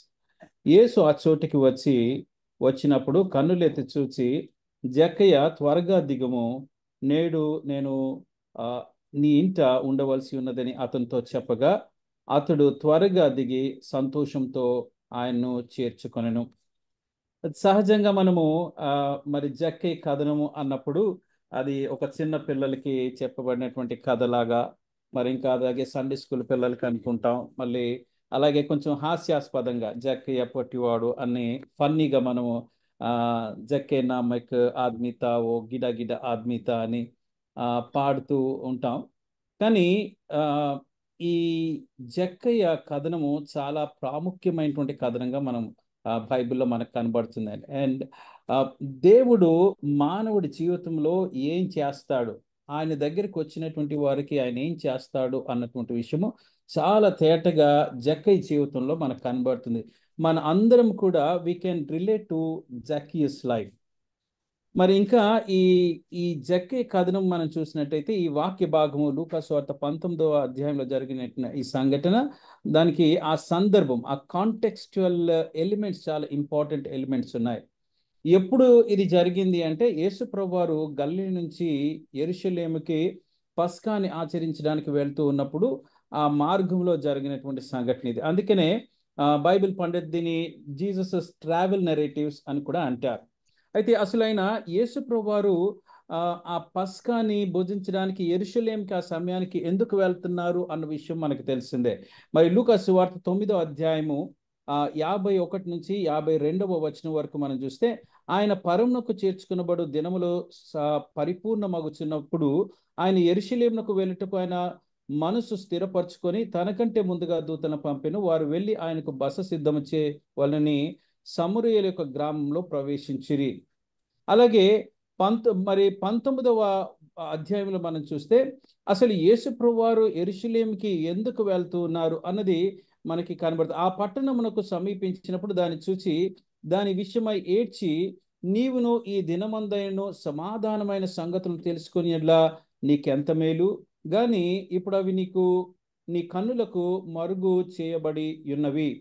యేసుక్రీస్తు ప్రభువారు మరి అక్కడ వారికి దివారాత్రులు కూడా వారిని ఆ యూదులకి దేవుని రాజ్యాన్ని ప్రకటిస్తూ వచ్చారు, ఆ సువార్తని ప్రకటిస్తూ వచ్చారు. దేవుని తట్టు మరి వారిని తిప్పడానికి, దేవునితో సమాధానపరచడానికి ప్రభువు అనేక అద్భుత కార్యాలు, సూచక్రియలు చేస్తూ మరి దేవుని గురించినటువంటి విషయాల్ని వారికి తెలియజేయడానికి ప్రయత్నిస్తూ వచ్చి ఆ 3.5 సంవత్సరాలు ఆయన పరిచర్య అంతట్లో ఆయన చేస్తూ వచ్చారు. కానీ యూదులు దాన్ని అంగీకరించలేకుండా ఉన్నారు.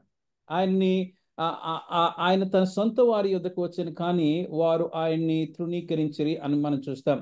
ఆ తర్వాత యోహాను సువార్తలో ఆయనలో జీవం ఉండెను, ఆయన ఈ లోకానికి వెలుగుగా వచ్చాడు, కానీ తమ కార్యములు చెడ్డవైనందున ఆయన ఆ వెలుగు దగ్గరికి వారు వెళ్ళలేదు అన్నటువంటి విషయాన్ని కూడా మనం చూస్తాం. కనుక యేసు ప్రభువారు సమస్త మానవాళి పాప నిమిత్తం తన ప్రాణాన్ని శిలువ మీద అర్పించి వారిని రక్షించి వారికి నిత్య జీవాన్ని దేవునితో సమాధానపరచడానికి ఆయన వచ్చారు. ఆ విషయాన్ని వారికి తెలియజేస్తూ వచ్చారు. అదే మనము మెస్సియానిక్ మినిస్ట్రీ అని కూడా మనం అంటాం. ఈ సందర్భానికి వచ్చేటప్పటికి అనేక జన సమూహములు ఆయన చుట్టూ ఉన్నారు. ఆయన శిష్యులు ఆయన దగ్గర ఉన్నారు, శాస్త్రులు పరిసయ్యులు ఉన్నారు. ఇక ఆయన ఆయన అప్పగించబడి గొప్ప శ్రమలు పొంది సిలువ వేయబడేటువంటి సమయం ఆసన్నమైతూ ఉంది అన్నమాట. ఆ సమయంలో ప్రభు వారిది ఆ ఇజ్రాయేల్ వారికి దేవుని గురించినటువంటి మాటలు చెప్పి సూచక్రియలు, అద్భుత కార్యాలు చేసినప్పటికీ వారు ఆయన మాటను అంగీకరించకుండా తృణీకరించిన దాన్ని బట్టి ప్రభు చాలా విచారంగా తర్వాత వచనాల్లో మీరు చూడండి, ఇందాక మనం చదువుకున్నట్టుగా మరి 41 నుంచి 42 వచనాల వరకు చూస్తే ఆయన పట్టణము సమీపించినప్పుడు దాన్ని చూచి దాని విషయమై ప్రభు ఏడ్చాడు. నీవును ఈ దినమందైనను సమాధాన సంబంధమైన సంగతులు తెలుసుకునేట్లా నీకెంత మేలు. ఆయన 3.5 సంవత్సరాలైన ప్రయాసపడుతూ వారికి చెబుతూ వచ్చాడు, కానీ వారు ఆయన అంగీకరించలేదు.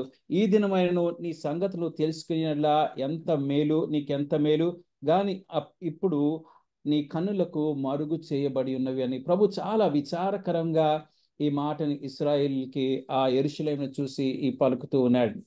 కనుక చాలాసార్లు మన జీవితంలో కూడా చూసినట్టయితే దేవుడు మన జీవితంలో మాట్లాడుతూ ఉన్నప్పుడు, దేవుడు మన జీవితాల్లో ఆయా విషయాలను ఒప్పింపజేస్తూ ఉన్నప్పుడు, లేక దేవుడు ఒక చక్కటి పిలుపును మనకి ఇస్తూ ఉన్నప్పుడు మనం we tend to put away God from us. దేవుడు మన జీవితంలో సరిచేయాలి అనుకుంటూ ఉన్నప్పుడు నిజంగా మన ప్రభువు యొక్క మాటకి చెవి ఎగ్గుతూ ఉన్నామా, ఆయన మాటని బట్టి మన జీవితాన్ని ఆయన మార్గంలో నడుచుకునేటట్టుగా సరి చేసుకుంటున్నామా అన్నది ఒక చాలా ప్రాముఖ్యమైనటువంటి విషయం. కనుక యేసుక్రీస్తు ప్రభువారు ఆయన ఈ లోకానికి ఒక మెస్సీగా వచ్చాడు. ఆ సువార్తను ప్రకటించి వారిని రక్షించడానికి ఆ పరిచర్య నిమిత్తం ఆయన వచ్చాడు. ఆయన వచ్చినటువంటి ఆ పరిచర్యని ఇప్పుడు సాక్షాత్తు జక్కయ్య జీవితంలో చేసి ఆయన అది కనపరుస్తూ ఉన్నాడు. ఆయన ఒక వ్యక్తి యేసు ప్రభువారిని కలుసుకున్నప్పుడు ఆ వ్యక్తి జీవితాన్ని ప్రభు ఎలా మారుస్తాడు, లేక ఒక వ్యక్తి పాపములు ఉన్నటువంటి వ్యక్తి పట్ల దేవుడు ఎటువంటి ప్రేమ కలిగి, ఎటువంటి ఆశ కలిగి ఆ వ్యక్తి కోసం ఏం చేస్తాడు అన్నది జక్కయ్య జీవితంలో మనకి కనబడుతూ ఉంది. మరి యెహెజ్కేలు గ్రంథంలో మనం చూసినట్టయితే యెహెజ్కేలు గ్రంథము 34వ అధ్యాయం 16వ వచనం చూస్తే, తప్పిపోయిన దాన్ని నేను వెదుకుదును, తోలివేసిన దాన్ని మరలా తోలుకొని వచ్చేదును, గాయపడిన దాన్ని కట్టుదును, దుర్బలంగా ఉన్న దాన్ని బలపరుతును, అయితే క్రొవ్విన వాటికి బలం గల వాటికి శిక్షను మేత పెట్టి లయపరచెదును. అక్కడ మనం చూస్తే దేవుని బైబిల్ అంతట్లో కూడా మానవుడు దేవునికి వ్యతిరేకంగా పాపం చేసి ఆ పాపంలో పట్టి నశించిపోతూ ఉండగా ఆ మానవుని రక్షించాలి అన్న దేవుని యొక్క ప్రణాళిక బైబిల్ అంతట్లో మనకు కనబడుతుంది. యెహెజ్కేలు గ్రంథంలో ఇక్కడ కనబడుతుంది. అదే మత్తయి సువార్తలో మనం చూసినట్టయితే మత్తయి సువార్త 9వ అధ్యాయం 13వ వచనంలో, అయితే నేను పాపులను పిలువవచ్చితిని గాని నీతిమంతులను పిలువరాలేదు, నేను పాపులను పిలువవచ్చితిని గనుక కనికరమునే కోరుచున్నాను గాని బలిని కోరను అను వాక్య భాగం ఏమిటో మీరు వెళ్ళి నేర్చుకుని అని చెప్పాను. కనుక పాత నిబంధన యొక్క నెరవేర్పు నూతన నిబంధనలో మనం చూస్తూ ఉన్నామండి. కనుక జక్కయ్య జీవితంలో ప్రభువు ఇక తను సిలువ వేయడానికి వెళ్ళక ముందు తను మానవాళికి చేయడానికి వచ్చిన ఉద్దేశాన్ని జక్కై జీవితంలో చేసి ఆయన కనుపరుస్తూ ఉన్నాడు. కనుక మనం జక్కై జీవితాన్ని గమనించినట్టయితే మనము అదే మన టైటిల్ పెట్టుకున్నాం, దేవుడు మనల్ని ఎంత ప్రేమిస్తున్నాడు, దేవుడు మనకి ఎటువంటి విలువనిస్తున్నాడో మనకి అర్థమవుతుంది. ఒక సంఘాన్ని అని కాదు, లేక అందరిలో నేను ఒక్కడిని అని కాదు, దేవుడు ఒక్కొక్కరిని దృష్టించుతున్నాడు. You are individually very important for the Lord. బైబిల్లో అనేక సందర్భాల్లో మనం చూస్తాం. జక్కై జీవితంలో మనం చూసాం. మరి సమరయ స్త్రీ గురించి మనం చూస్తాం. పాపాత్రురాలైనటువంటి స్త్రీ, కానీ ఆమె కొరకు ప్రభువు అలసి ఉన్న రీతినే వెళ్ళి అక్కడ కూర్చొని ఆమె కోసము ఆమెని దర్శించి ఆమె జీవితాన్ని మార్చినటువంటి విధానం చూస్తాం. కనుక ఈరోజు మనం అర్థం చేసుకోవాల్సిందంటే మనము వ్యక్తిగతంగా దేవునికి చాలా ప్రాముఖ్యమైనటువంటి వారము అన్నటువంటి విషయాన్ని మనం చూడాలి. We are not one among the crowd, we are not lost in the crowd. అందుకనే ప్రభు అంటాడు, మీరు నన్ను మిమ్మల్ని ముట్టినవాడు నా కనుపాపను ముట్టినవాడు అంటాడు, నా అరిచేతుల్లో నేను చెక్కుకుంటుని అన్నటువంటి మాటను చూస్తాం. కనుక ఈ జక్కై జీవితాన్ని మనము మరి క్లుప్తంగా ఒకసారి మనం చూసినట్టయితే, జక్కయ్య మరి అక్కడ ఒక చెట్టునెక్కి యేసుని చూడడానికి వెళ్తూ ఉన్నాడు. అక్కడ ఎరికో పట్టణం అనేటువంటిది ఆ ప్రాచీన ఒక ఏన్షియంట్ సిటీస్ లో చాలా ప్రాముఖ్యమైనటువంటి ఆ పట్టణం అది. ఎరికో గురించి బైబిల్ పండితులు, హిస్టోరియన్స్ రాసేది ఏంటంటే it is city of palms అంటారు, ఆ మట్టలు ఉన్నటువంటి ఇది. ఇంకొకటి చాలా ఈ సువాసన ఇచ్చేటువంటి, పర్ఫ్యూమ్ ఇచ్చేటువంటి చెట్లు చాలా ఉండి, ఆ చెట్టుల నుంచి కొన్ని మైళ్ళ దూరం వరకు కూడా ఆ పర్ఫ్యూమ్ వాసన వస్తూ ఉండేటువంటిది అంటే చాలా ఫేమస్ రోజ్ గార్డెన్స్ ఉండేటువంటిది అని మరి జోసెఫస్ అనేటువంటి ఒక చరిత్రకారుడు దీని గురించి రాస్తూ Jericho is the fattest city in Palestine అంటాడు. రోమా సామ్రాజ్యం వారు, రోమీలు కూడా మరి ఇందులో ఉన్నటువంటి ఆ డేట్స్ ని, ఆ సువాసన ఉండేటువంటి ఆ చెట్టుల్ని తీసుకొని వెళ్ళి ప్రపంచవ్యాప్తంగా వారు దాన్ని వ్యాపారం చేస్తూ ఉండేది. కనుక Jericho was a very prominent and prosperous city during that time. అటువంటి సమయంలో మరి ఈ జక్కయ్య ఒక సుంకరిగా అక్కడ ఉంటున్నాడు. He was a tax collector. మరి రోమీయుల ట్యాక్స్ ఆ విధానం మనం చూసినట్టయితే, రోమీయులు ఇస్రాయేలు లేక యూదా దేశాన్ని ఆక్రమించుకొని వారి పరిపాలన చేస్తున్నారన్నది మనకు తెలుసు. అయితే యూదుల్లో నుంచే వారు కొంతమంది అధికారుల్ని, ఈ ట్యాక్స్ కలెక్టర్స్ ని నిలవబెట్టి వారికి అధికారం ఇచ్చి మరి ఒక ప్రాంతాన్ని ఈ ట్యాక్స్ కలెక్టర్కి ఇచ్చి, ఈ ప్రాంతం నుంచి మాకు నెలకో ఆ క్వార్టర్లీనో ఇంత ట్యాక్స్ మాకు కావాలి, నువ్వు ప్రజల దగ్గర నుంచి నువ్వు ట్యాక్స్ కలెక్ట్ చేయి, నువ్వు ఎలా చేస్తావో ఎంత చేస్తావో మాకు తెలియదు, కానీ మాకు మాత్రము నీ ద్వారా ఈ ప్రాంతం నుంచి ఇంత ట్యాక్స్ కావాలి అని ఈ రోమన్ ఎంపైర్, రోమా ప్రభుత్వము ట్యాక్స్ కలెక్టర్స్ ని పెడుతూ ఉండేవారు. అయితే ఈ ట్యాక్స్ కలెక్టర్స్ ని అందులో వారికి ఆ స్వేచ్ఛ ఉంది కనుక వారు మరి తమ ప్రజల మీదనే వారు ఒత్తిడి చేసి వారు కలెక్ట్ చేయాల్సిన దానికన్నా ఎక్కువగా డబ్బుల్ని కలెక్ట్ చేసి ఇస్రాయేల్ని, వారి జనాంగమునే వారు ఒత్తిడి చేస్తూ వారి మీద అత్యాచారాన్ని చేస్తూ ఉండేటువంటి వారు. చాలా కుయుక్తిగా, మోసకరమైనదిగా, చాలా డబ్బు ప్రియులుగా వారు ఉంటూ ఉండేటువంటి వారు. కనుక యూదులు ఒక ట్యాక్స్ కలెక్టర్ని చూసినప్పుడు చాలా ద్వేషిస్తూ ఉండేవారు. వారు వెలివేయబడిన వారుగా వారు చూసేటువంటి వారు. అసలు వారు వస్తుంటే ఎదురుపడడానికి కూడా ఇష్టపడేటువంటి వారు కాదు. ఎందుకంటే తమవాడై ఉండి ఆ రోమీల పక్షంగా పనిచేస్తున్నాడు, వారి దగ్గర నుంచి అన్యాయంగా డబ్బుని లాగుతూ ఉన్నాడు అన్నటువంటి విషయంతో they hated, Israel literally hated this tax collectors. అయితే బైబిల్ ఏమంటుందంటే జక్కయ్య మరి he was a chief of tax collectors అంట. ఒక ట్యాక్స్ కలెక్టర్నే వారు ద్వేషిస్తూ ఉంటే, ఒక ట్యాక్స్ కలెక్టరే ఇంత కన్నింగ్గా, మోసకరంగా ఉంటే, వారందరికీ ఉండేటువంటి చీఫ్ కలెక్టర్ ఎలాంటి స్థితిలో ఉంటాడో మనం ఊహించగలం. సో జక్కయ్య మరి అటువంటి స్థితిలో ఉన్నాడు, అలాగే అందరి చేత ద్వేషింపబడినటువంటి వారిగా ఉన్నాడు. కానీ జక్కయ్యకి ఉన్నటువంటి ఒక చక్కటి కోరిక ఏమొచ్చిందంటే, యేసుని ఎవరో చూడాలి అని అనుకున్నాడు. అది తన జీవితాన్ని మార్చివేసింది అని మనం చెప్పగలం. ఆయన మరి జక్కయ్య యేసుని ఎవరో చూడాలి అనేటువంటి ఆశతోని ఆ చెట్టునెక్కి ఆ చెట్టు మీద కూర్చున్నాడు. లూకా సువార్త 19వ అధ్యాయము 5వ వచనంలో మనం చూస్తాం. లూక్ 9:7 మనం చూసినట్టయితే, యేసు ఆ చోటికి వచ్చినప్పుడు కన్నులెత్తి చూచి జక్కయ్య త్వరగా దిగుము, నేను నీ ఇంట ఉండవలసి ఉన్నదని అతనితో చెప్పగా, జక్కయ్య యేసు ఎవరో చూస్తే చాలు అనుకున్నాడు. యేసుని చూడాలని జక్కయ్య ఆశ కలిగి చూడగలనో లేదో అనేసి ఆ మేడు చెట్టు ఎక్కి కూర్చున్నాడు. అయితే తనకి ఆశ్చర్య కలిగించేది ఏంటంటే, యేసు అక్కడ దగ్గరకు వచ్చినప్పుడు యేసు కన్నులెత్తి జక్కయ్యను చూస్తూ ఉన్నాడు. It was a shock of his life. జక్కయ్య ఆశ్చర్యపోయారు. అంతేకాకుండా ప్రభు జక్కయ్యని చూసి జక్కయ్య అని పేరు పెట్టి జక్కయ్య త్వరగా దిగుము అంటున్నాడు. ఆ తర్వాత ఏమంటున్నాడంటే, నేడు నేను నీ ఇంట ఉండవలసి ఉన్నది అనేటువంటి మాట. జక్కయ్య మాటలు చెప్పేటప్పటికీ ఆశ్చర్యపోయాడండి. ఈరోజు మనం జ్ఞాపకం చేసుకోవాల్సింది ఏంటంటే, who ever you might be, ఎటువంటి మనం పరిస్థితిలో ఉన్నా, ఒక్కొక్కసారి మన చాలా కష్ట పరిస్థితుల్లో మనం అనుకుంటాం, లేక మనకి ఎటు తోచని పరిస్థితులు మనకు ఉంటుంది. కానీ మనము we should be rest assured that the gaze of our father is always on us. దేవుడు, మన పరలోకపు తండ్రి నిరంతరం మనం చూసేటువంటి వాడు. ఆయన తన ప్రేమతోని, తన యొక్క సహనముతోని మనం దీవించడానికి, సహాయం చేసేయడానికి నిరంతరము కునుకక నిద్రపోక, ఆయన విడువక ఎడబాయక మన పట్ల ఆయన ప్రేమ కలిగినటువంటి వాడు. అంత మాత్రమే కాదండి, ఆయన మనల్ని, మన గురించి సమస్తమును ఎరిగినటువంటి వాడు.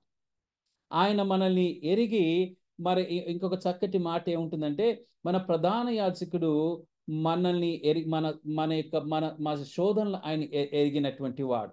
ఆయన మన పక్షంగా విజ్ఞాపన చేసేటువంటి తండ్రిగా ఉంటున్నాడు. మన బలహీనత, అద్భుతమైన విషయం ఏంటంటే, మన బలహీనత ఆయనకు తెలుసు.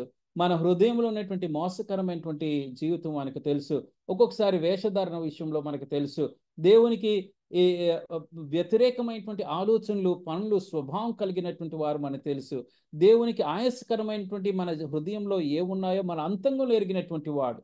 అయినా వాటిని బట్టి మనల్ని ద్వేషించేటువంటి దేవుడు కాదు.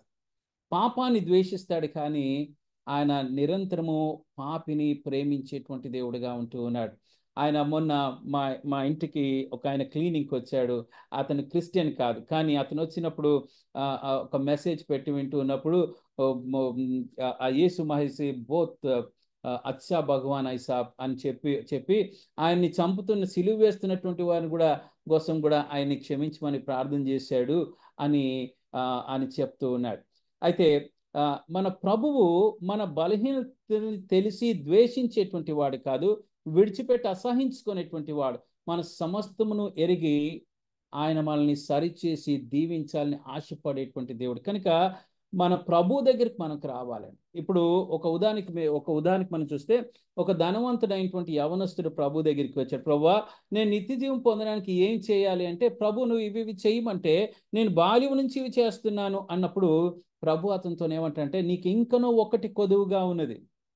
నీకున్నటువంటి ఆస్తిని అమ్మి బీదలకి పంచిపెట్టి నన్ను వచ్చి వెంబడించుము అన్నాడు. ఆ ధనవంతుడైనటువంటి యవనస్తుడు తనకి కావలసిన సమస్తమును ఉన్నాయి, అయితే తనలో కొదువు ఏముందో తనకి తెలియట్లేదు. ఎప్పుడైతే ప్రభు దగ్గరికి వచ్చాడో తనలో కొదువేంటో ప్రభు తనకి చూపించాడు. కనుక మరి కానీ విచారకరమైనది ఏంటంటే, అది తడు మిక్కిలి ఆస్తి కలవాడు కనుక అలాగ ప్రభు చెప్పినందుకు తన ఆస్తిని అమ్మడం ఇష్టం లేక, విడిచిపెట్టుకోవడం ఇష్టం లేక అక్కడి నుంచి వెళ్ళిపోయాడు. విచారకరమైనది ఏంటంటే, తన గురించి ఇంకెన్నడూ మనం బైబిల్ ఎక్కడ మనం చదవమండి.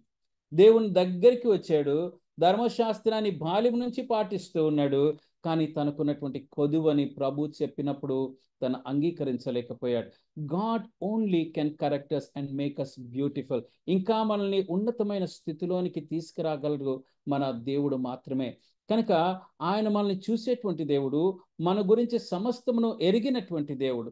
మన పరిస్థితులను చూసి, మన యొక్క స్థితిని చూసి మనల్ని విసర్జించే దేవుడు కాదు, కానీ మనల్ని హత్తుకొని, ఒక తప్పిపోయిన కుమారుడు ఏ రీతిగా తండ్రి దగ్గరికి వచ్చినప్పుడు తనని కడిగి వస్త్రం మార్చి మరి గొప్ప విందు చేశాడో, అలా మనల్ని సరిచేసి దీవించడానికి మన కోసం ఎదురు చూసేటువంటి దేవుడు. ఆ తర్వాత మూడో విషయంలో ఇక్కడ జక్కయ్య జీవితంలో జక్కయ్య గురించి ఏం చెప్తుంటే, జక్కయ్య త్వరగా దిగిరము, నేడు నేను నీ ఇంట ఉండవలసి ఉన్నది. ఇశ్రాయేలు జక్కయ్యని చూడడానికి ఇష్టపడేటువంటి వారు కాదు, అతన్ని ఎదురుపడడం ఇష్టపడేటువంటి వాడు కాదు, భయంకరమైనటువంటి ద్వేషం ఉండేటువంటిది. కానీ ప్రభు అంటున్నాడు, నేను నీ ఇంట ఉండవలసి ఉన్నది అన్నటువంటి ప్రభు చక్కటి మాటలు. So God sees us, God knows us, and God wants us. ఆయన మనల్ని కోరుకునేటువంటి దేవుడు. ఎంత అద్భుతమైన విషయం తెలుసా అండి. నా పేరు పెట్టబడినటువంటి నా జనులు అంటాడు, నేను సంఘము అనగా ఎక్లీషియా అనగా లోకంలో నుంచి పిలువబడినటువంటి వారు, వేరు చేయబడినటువంటి వారు అన్నటువంటి విషయాన్ని మనం చూస్తాం. ఇంకొక ప్రాముఖ్యమైన విషయాన్ని మీరు గమనించారు ఇందులో. ఇక్కడ జక్కయ్య యేసు ప్రభు వారిని కలుసుకోవాలని అక్కడికి మేడు చెట్టు ఎక్కి ప్రభువుని కలుసుకున్నాడు, చూడాలని ఎక్కాడు. తర్వాత ప్రభు వచ్చి జక్కయ్యని చూసి అనుకున్నాం కదండి, ఇది జక్కయ్యతో ఆరంభమైంది అనుకుంటున్నారా? జక్కయ్య యేసు ప్రభు వారిని చూడాలని జక్కయ్యకి వచ్చిన ఆశతోని ఈ స్టోరీ స్టార్ట్ అయిందంటారా? కాదండి. జక్కయ్యకి ప్రభువుని చూడాలి అన్నటువంటి తలంపు రాకముందే ప్రభువు తన పరలోక సింహాసనాన్ని విడిచిపెట్టి జక్కయ్య కోసం స్టార్ట్ అయి వచ్చారు. ఆయన నశించిపోయేటువంటి దాన్ని వెదికి రక్షించుటకు ఈ లోకానికి వచ్చాడు అన్నటువంటి విషయాన్ని మనం గమనించాలి. కనుక ఈ విషయాన్ని మనం ఈరోజు ఈ ప్రాముఖ్యంగా మనం మనసులో పెట్టుకోవాలి. God values us so much. దేవుడు మనం ఒక్కొక్కరము దేవునికి చాలా ప్రియమైనటువంటి వారు. ఇందాక ఒక బ్రదర్ గురించి సాక్ష్యాలు చెప్తూ ఉన్నారు, వారు నాకు తెలియదు, కానీ వారి గురించిన సాక్ష్యాలు వింటుంటే చాలా సంతోషం అనిపించింది. చెప్పిన ప్రతి ఒక్కరిలో నేను అబ్జర్వ్ చేసిందంటే వారి పట్ల చాలా ప్రేమ, రెస్పెక్ట్ తోని వారి మాటలు రావడం నేను చూశాను. ప్రభు కోసం గొప్ప సేవ చేశారని, అలాగే అనేకులకు సహాయం చేశారు అన్నటువంటి ఆ మాటలు నేను చూశాను.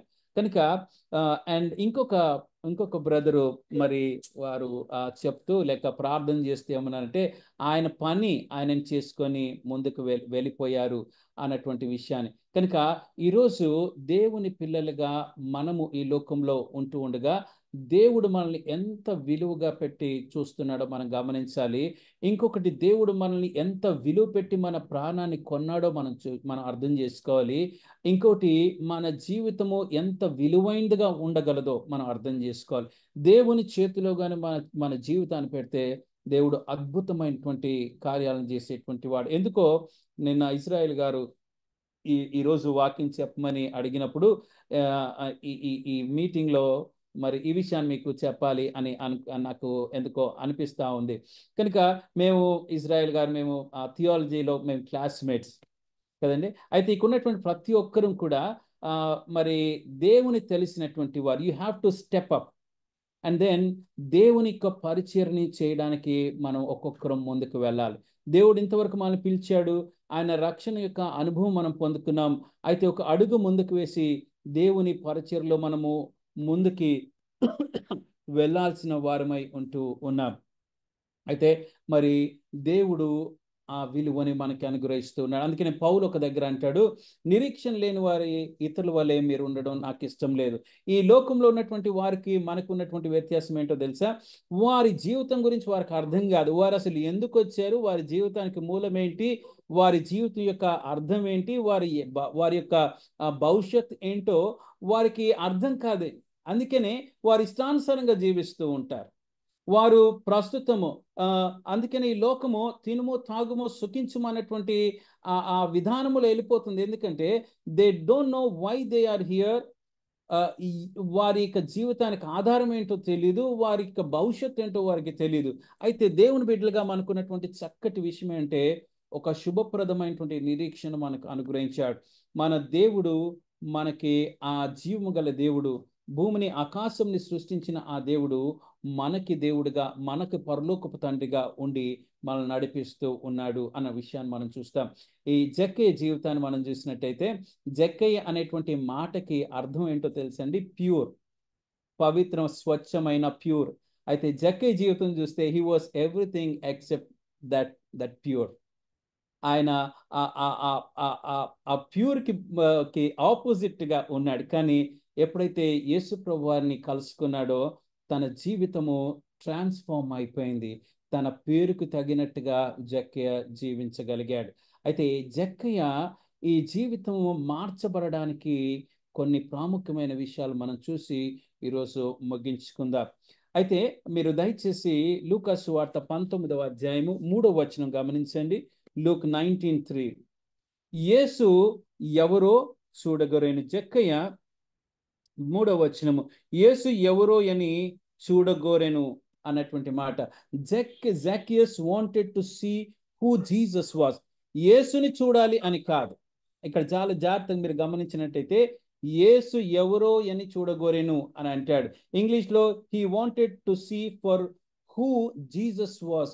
యేసుని చూడాలి అని కాదు, యేసు ఎవరో చూడాలి అన్నటువంటి ఆశను జక్కయ్య జీవితంలో మనం చూస్తాం. ఉదాహరణకి ఎవరైనా సెలబ్రిటీ వస్తున్నారు, ఒక రాజకీయవేత్త వస్తున్నాడు అంటే అందరూ ఆయన చూడాలని వెళ్తా ఉంటాడు. జక్కయ్య యేసు ప్రభువారిని చూడాలి అని ఆ ఉద్దేశంతో వెళ్ళలేదండి. మరి నేను ఆలోచన చేస్తూ ఉన్నప్పుడు అసలు జక్కయ్య యేసుని ఎందుకు వెళ్ళాడు అన్నటువంటి ఆలోచన వచ్చింది. మీరు బైబిల్లో మీరు చూసినట్టయితే యేసు ప్రభువారి దగ్గరికి జనసమూహంలో వెంబడిస్తూ ఉండేవారు. అనేకులు ఆయన దగ్గరికి వస్తూ ఉండేవారు. కొంతమంది ఆయన చేసే అద్భుత కార్యాలని చూడాలి అనుకునేవారు, కొంతమంది ఆయన చేత స్వస్థత పొందాలి అనుకునేవారు, కొంతమంది ఆయన పెట్టే ఆహారం కోసం వెళ్ళేటువంటి వారు ఉన్నారు. ఒక వింతగా అందరూ వెళ్తూ ఉంటే వారు కూడా చూడడానికి వెళ్తూ ఉండేటువంటి వారు. అయితే జక్కయ్య తన యొక్క మనసులో యేసు ఎవరో అర్థం చేసుకోవాలి అన్నటువంటి, యేసు ఎవరో చూడాలి అన్నటువంటి కోరికతోని ఆయన అక్కడికి వెళ్ళాడు. ఈరోజు యేసుని చూడడం కాదు, మనం యేసు ఎవరో మనం చూడగలుగుతున్నామా? యేసు ఎవరు అంటే he is the loftiest of all the earth. ఆయన అందరికన్నా అత్యున్నతమైనటువంటి వాడు. ఆయన కాలాన్ని విభజించినటువంటి దేవుడు. ఆయన మరి క్రీస్తు పూర్వం క్రీస్తు శకం అన్నట్టుగా మన జీవితాలను కూడా మార్చేసేటువంటి దేవుడు. క్రీస్తు లేకపోవడం ఉన్నటువంటి ఆ స్థితిలో నుంచి క్రీస్తు పొందినటువంటి ఆ స్థితిలోనికి ఒక నూతన సృష్టిగా మనల్ని మార్చగలిగేటువంటి దేవుడు. కాగా ఎవరైనా క్రీస్తు నందు ఉండిన ఎట్లా వాడు నూతన సృష్టి అన్నటువంటి విషయాన్ని మనం చూస్తాం. కనుక జక్కయ్య యేసు దగ్గరికి వచ్చినప్పుడు he came with a right desire and attitude.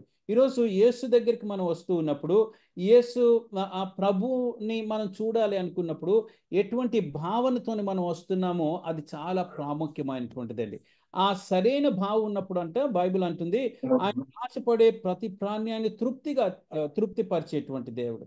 ఇంకొక మాటలో మనం చూస్తే నీ నోటిని బాగా తెరువుము, నేను దాన్ని నింపెదును అన్నటువంటి మాటను మనం చూస్తాం.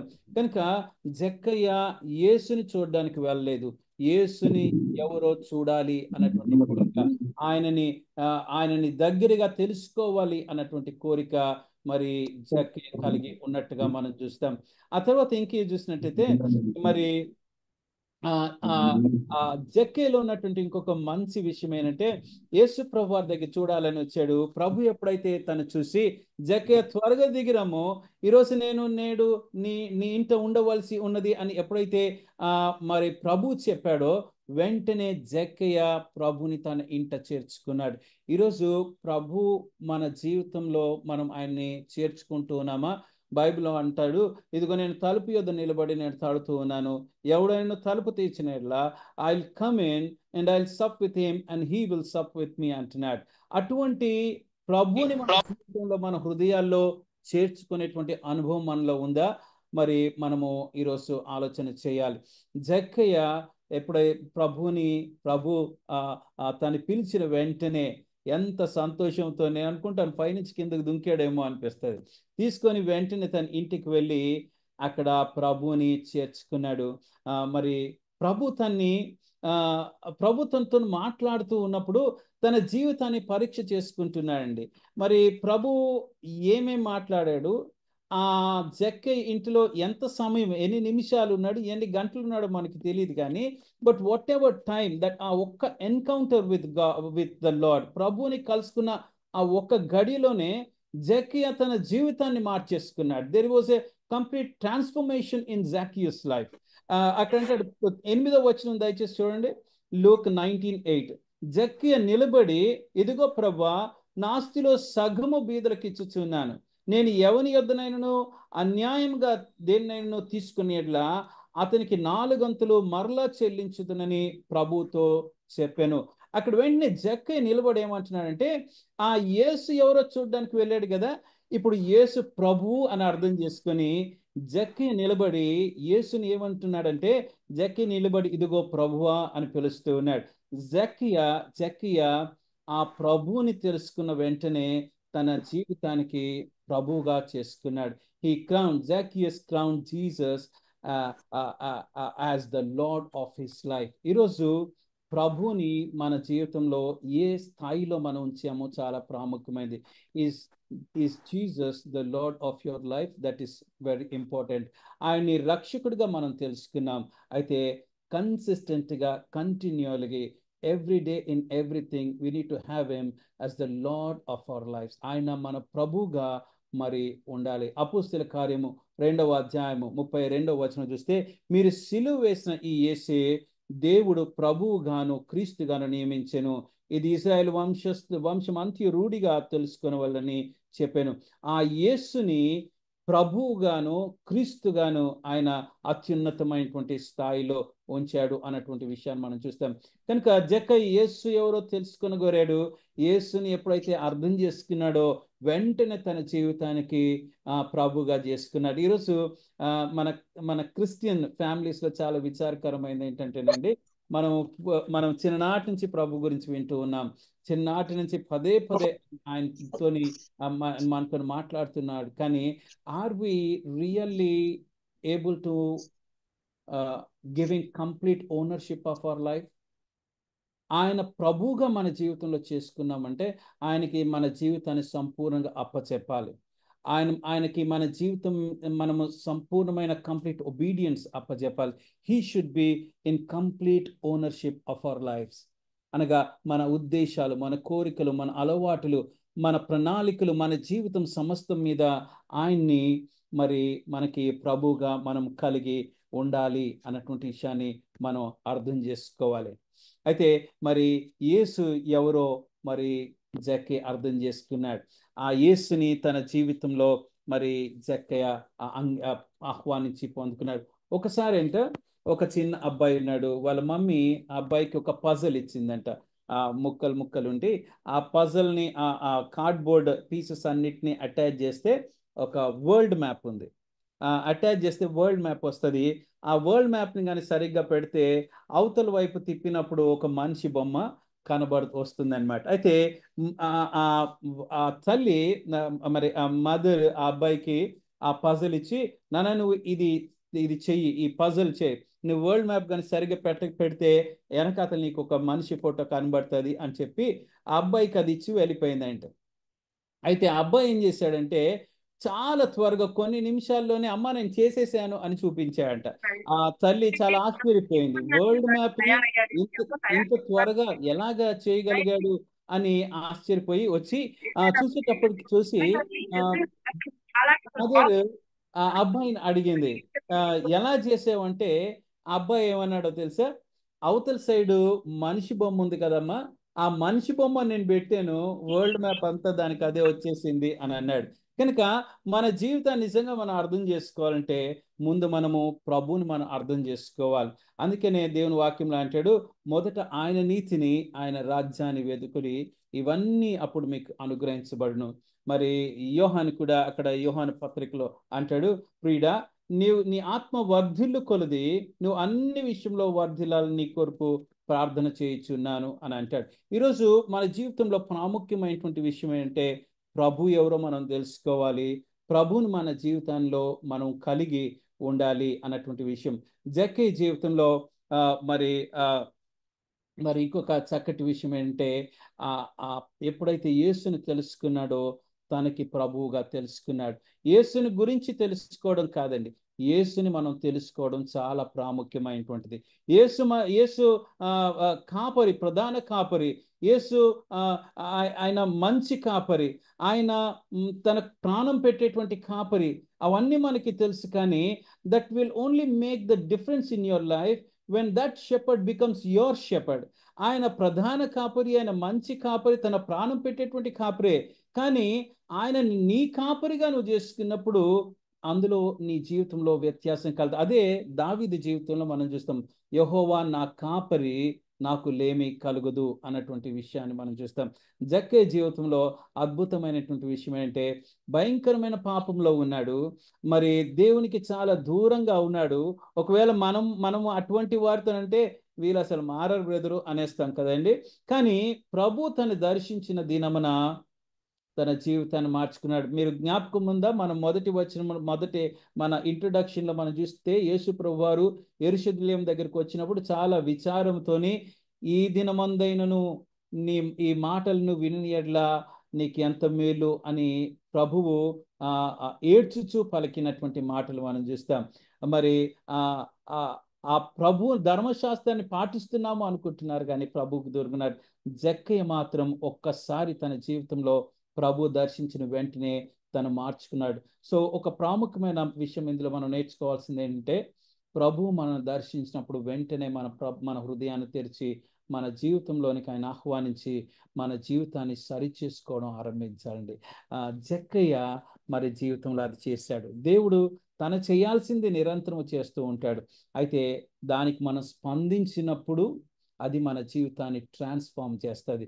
జక్కయ్య అంటాడు, జక్కయ్య నిలబడి, ప్రభా నాస్తిలో సగం బీదలకు ఇచ్చుచూ ఉన్నాను, నేను ఎవరి యొద్దనైనా అన్యాయంగా దేనినైనా తీసుకొని అట్లా అతనికి 4 గంతులు మరలా చెల్లించునని ప్రభుతో చెప్పాను అంటాడు. ఎవరి దగ్గర నేను అన్యాయంగా, ఇక్కడ 2 అంటున్నాడండి. జక్కయ్య నిలబడి అంటున్నాడు, ప్రభా నేను నా ఆస్తిలో సగం మట్టుకు ఇచ్చేస్తాను, ఒకవేళ అన్యాయంగా ఏమైనా తీసుకుంటే 4 గంతులకి 4 times ఇస్తాను అంటాడు. చూసారా, జక్కయ్య ఎప్పుడైతే ప్రభు దగ్గర ఉన్నాడో, ప్రభు మాట్లాడుతున్నాడో, వెంటనే తన జీవితంలో తను ఆ పరిశుద్ధాత్మ దేవుని చెప్తే లేక తన జీవితంలో ఒప్పింపబడుతూ ఉన్నాడు. పరిశుద్ధాత్మ దేవుని కూడా దేవుడు మనకు అనుగ్రహించిందంటే ఆయన మనల్ని సర్వసత్యంలోనికి నడిపిస్తాడు, మనల్ని ఒప్పింపజేస్తూ ఉంటాడు. కనుక మరి జక్కయ్య చేసినట్టుగా మన జీవితంలో ఉండాలి. ప్రభు మనతో మాట్లాడుతున్నప్పుడు, మనం సరి చేస్తున్నప్పుడు, ఒప్పిస్తూ ఉన్నప్పుడు we have to give in to God and set right ourselves. If not, our lives will be the same. జక్కయ్య ఆ రీతిగా చేసాడు కనుక తన జీవితం మారిపోయింది. తను ప్రభు తనతో మాట్లాడుతుంటే తనలో ఉన్న కొదువు తను అర్థం చేసుకున్నాడు. యవనస్తుడైనటువంటి ధనవంతుడు మనం చూసాం, చాలా బాల్యం నుండి ధర్మశాస్త్రాన్ని పాటిస్తున్నాను అన్నాడు. అతను కూడా ధనవంతుడు, అతను కూడా అధికారం కలిగినటువంటి వాడు. కానీ ప్రభు తనకి సూటిగా చెప్పినప్పుడు తన డబ్బుని, తన ధనాన్ని, ఆస్తిని విడిచిపెట్టుకోవడం ఇష్టం లేక వెళ్ళిపోయాడు. ఒక పాపంగా ఉన్నటువంటి అతను. జక్కయ్య కూడా ధనవంతుడు, జక్కయ్య కూడా అధికారంలో ఉన్నటువంటి వాడు. కానీ ప్రభు మాటలు ఎప్పుడైతే అర్థం చేసుకున్నాడో, తన జీవితంలో ఉన్నటువంటి కొదువుని తానే అర్థం చేసుకొని పశ్చాత్తాపంతో ప్రభు దగ్గరికి వచ్చి ప్రభు దగ్గర అంటాడు, నా ఆస్తిలో సగం మట్టుకు ఇచ్చేస్తాను ప్రభా. అంత మాత్రమే కాదు, ఎవరి దగ్గరైనా తీసుకుంటే 4 గంటలు నేను ఇస్తాను. పాత నిబంధనలో మనం చూస్తే లేవియ కాండంలో ధర్మశాస్త్రం చొప్పున కూడా మనం చూసినట్టయితే లేవియ కాండంలో తర్వాత మీరు చూడొచ్చు 6వ అధ్యాయము 4 నుంచి 6వ అధ్యాయంలో అక్కడ ఉంటుంది. ఒకవేళ ఎవరైనా అన్యాయంగా ఎవరి దగ్గరైనా తీసుకున్నట్టయితే తిరిగి అది ఇచ్చేసి అందులో 5వ భాగం ఇవ్వాలి, అంటే 5% ఇవ్వాలి. కానీ ఈయన ఏమంటున్నాడు అంటే, జక్కయ్య అంటున్నాడు, నేను 4 times ఇస్తాను అంటున్నాడు. 5% ఇస్తే చాలు ధర్మశాస్త్రం, కానీ జక్కయ్య అంటున్నాడు నేను 4 times ఇస్తాను. ఎందుకు అంటే తన జీవితాన్ని గురించి అంత పశ్చాత్తాప పొంది తన జీవితాన్ని మరి తను సరి చేసుకున్నట్టుగా మనం చూస్తాం. కనుక ఈరోజు జక్కయ్య జీవితాన్ని మనం చూస్తున్నప్పుడు దేవుడు మన ఒక్కొక్కరిని ప్రేమిస్తున్నాడు, దృష్టిస్తున్నాడు. మన కోసము మనల్ని చూసేటువంటి దేవుడు, మన కోసం సమస్తమును ఎరిగినటువంటి దేవుడు. అంతేకాదు మనల్ని కోరుకునేటువంటి దేవుడు అండి. ఎంత కోరుకున్నాడంటే తన ప్రాణాన్ని మన కోసం పెట్టాడు. సర్వ సృష్టికర్త అయినటువంటి దేవుడు ఈ సర్వ బ్రహ్మాండాన్ని, విశ్వాన్ని తన మాటతోని సృష్టించాడు. కానీ మనల్ని రక్షించడానికి, మన పట్ల ఆయనకున్నటువంటి ప్రేమను బట్టి ఆయన తన సింహాసనాన్ని విడిచిపెట్టి మానవ స్వరూపము దాల్చి, దాసుని స్వరూపము దాల్చి, శిలువ మరణం పొందినంతగా తాను తగ్గించుకొని సిలువకి తన ప్రాణాన్ని అర్పించుకొని మన కోసం మరణించి తిరిగి మన పక్షంగా మరణాన్ని పాపాన్ని జయించి లేచినటువంటి దేవుడు. He loves us with all his life. ఆయన తనకు ఉన్న సమస్తము మన కోసం అప్పగించాడు. అటువంటి గొప్ప దేవుడు మనకున్నాడు. కనుక ఈరోజు మన జీవితం మనం జ్ఞాపకం చేసుకోవాల్సింది ఏంటంటే, మనల్ని చూసే దేవుడు మనకున్నాడు, మనల్ని ఎరిగినటువంటి దేవుడు ఉన్నాడు, మనల్ని ఆశపడి కోరుకొని మన కోసం ఏదైనా చేయడానికి సిద్ధంగా ఉన్నటువంటి దేవుడు. అది తన ప్రాణం పెట్టి రుజువుపరిచాడు. అయితే ఈరోజు అటువంటి దేవుడు నీ తలుపు తడుతూ ఉండగా, ఈరోజు how are we responding to that loving God? ఆయన మనల్ని అంత ప్రేమించడానికి, మన కోసం ప్రాణం పెట్టడానికి అసలు మనలో ఏముంది? భక్తుడు అంటాడు, ప్రభువా నరమాతను జ్ఞాపకం చేసుకుంటకు వాడే పాటివాడు, అంతలో కనబడి అంతలో మాయమైపోయే ఆవిరంటి వాడు, ఉదయాన్నే మొలిచి సాయంత్రానికి వాడిపోయేటువంటి దేవుడు, వాడిపోయేటువంటి వాడు, నరమాతను జ్ఞాపకం చేసుకుంటకు వాడు ఏ పాటివాడు? మనం ఇంకాను ఇంకొక వాక్యంలో చూస్తే, మనం ఇంకనూ శత్రువుగా ఉన్నప్పుడే ఆయన మనల్ని ప్రేమించాడు. అటువంటి ప్రేమ కలిగినటువంటి దేవుడు ఈరోజు how are we responding to that Lord? That is very much important. ఉన్నతమైన పిలుపుతోని దేవుడు మనల్ని పిలిచాడు.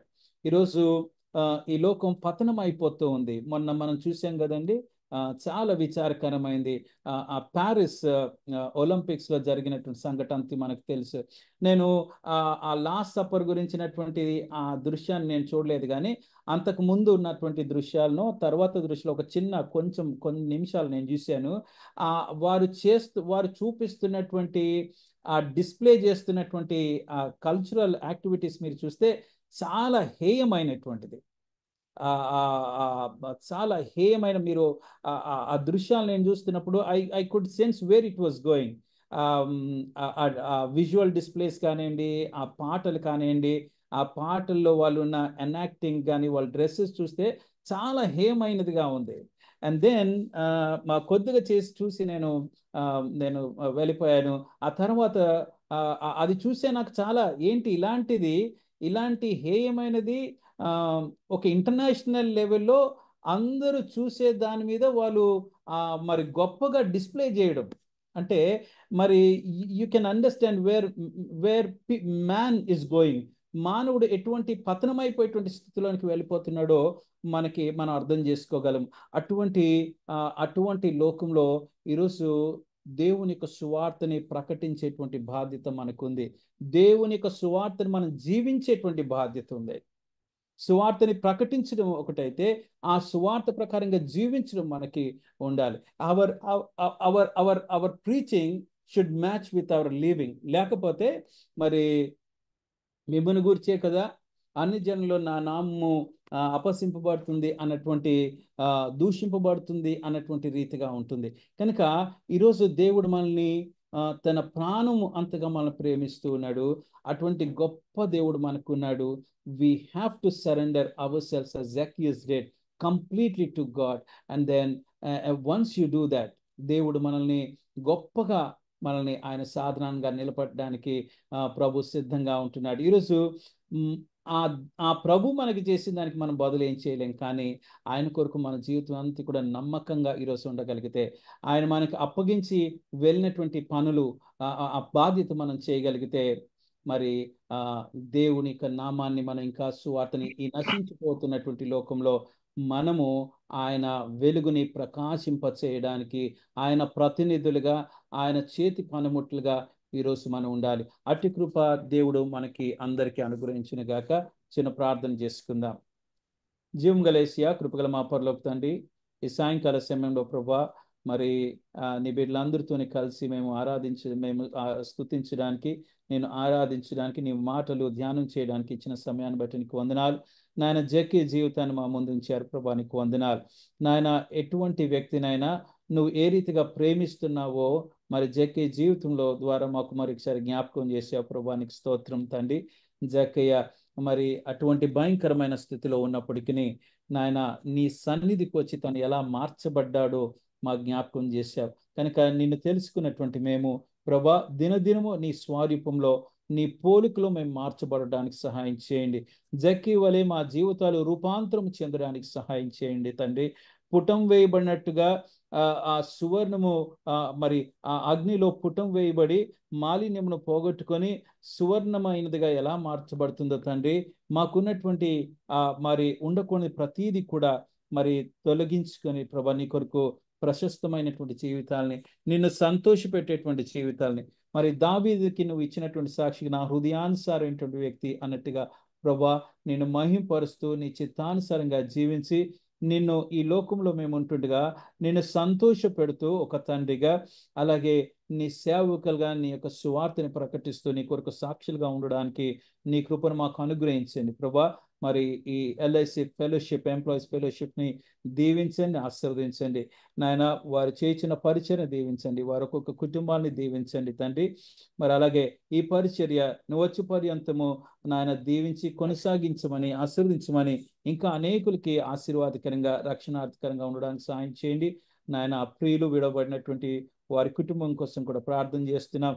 నీ యొక్క సన్నిధి వారికి అనుగ్రహించండి, నీ ఆదరణ వారికి అనుగ్రహించండి, నీ సహవాసం వారికి అనుగ్రహించండి, నీ సంరక్షణ, కాపుదల, దీవెన, సమయోచితమైన సహాయం వారికి అనుగ్రహించమని నాయన మరొకసారి మమ్మల్ని నీ పాద సన్నిధిలో నీకే సమర్పించుకుంటూ యేసు నామములో మీరు చేస్తున్న చేయబోయే ప్రతి మేలుని బట్టి వందనాలు తెలుపుకొచ్చి అడుగుచున్నాము తండ్రి. ఆమెన్. ఆమేన్. బ్రదర్ బెనెడిక్షన్ కూడా తండ్రి అయిన దేవుని యొక్క ప్రేమయు, కుమారుడైన యేసు క్రీస్తు ప్రభువారికి కృపయు, పరిశుద్ధాత్మ సహవాసము ఇప్పుడు ఎల్లప్పుడూ మన అందరికి నీ తోడై నడిపించును గాక. ఆమేన్. ఆమేన్. Thank you brother, thank you very much. You are so important to God అనే శీర్షిక మీద మీరు జక్కయ్య జీవితాన్ని మా అందరి ముందు ఉంచారు. నాకైతే తిరిగి ఇది ఒక రివైవల్ మెసేజ్ లా అనిపించింది. ఖచ్చితంగా దేవుని కోసం మనం సజీవ సువార్తగా ఉండాలి. నాకు ఒక్కోసారి అనిపిస్తూ ఉంటది, సువార్తను ప్రకటించడానికి ఇప్పుడున్న ప్రభుత్వాలు ఇవి ఎక్కడ అంగీకరించట్లేదు, మనం పొజిషన్ గా వెళ్ళడానికి వీలవట్లేదు. కాకపోతే నాకు ఒక్కోసారి అనిపిస్తూ ఉంటది, అదే విషయాన్ని మీరు ఈరోజు చెప్పారు. మనమే ఒక సువార్త పత్రికగా మన జీవితాలే ఉన్నప్పుడు మన జీవితాలను చూసి ఆఫీసులో కానీ లేకపోతే మన పని ప్రదేశాల్లో కానీ ఎక్కడున్నా కూడా మన ఇరుగు పొరుగు వాళ్ళ దగ్గర కానీ మన సాక్ష్యాన్ని మనం కాపాడుకుంటూ ముందుకు సాగుతున్నప్పుడు దేవుడు కార్యాన్ని ఖచ్చితంగా చేస్తాడు. మరొకసారి మీ యొక్క సమయాన్ని మా కోసం ఇజ్రాయెల్ సార్ అడిగిన వెంబడే ఇచ్చి మమ్మల్ని అందరినీ దేవుని వాక్యంతో తిరిగి పురికొల్పినందుకు ఎల్ఐసి ప్రేయర్ ఫెలోషిప్ తరఫున మరొకసారి మాకు నిండు వందనాలు తెలియజేస్తున్నాం sir. Thank you once again. Israel sir, any announcement sir? లేదండి, విల్ క్లోజ్. యాక్చువల్గా లేట్ అయిపోయింది కదా. Thanks Peter, thanks once again for accepting and sparing your precious time with us. And thank you all of you. Delay అయింది ఇవాళ, మనం అనుకున్నటువంటి programme కొంచెం extend అయింది కాబట్టి దయచేసి మన్నించండి. From next week onwards it will be quite normal. Thanks అండి, thank you very much. Thank you sir once again. Thank you all. Thank you. Bye bye. Next week.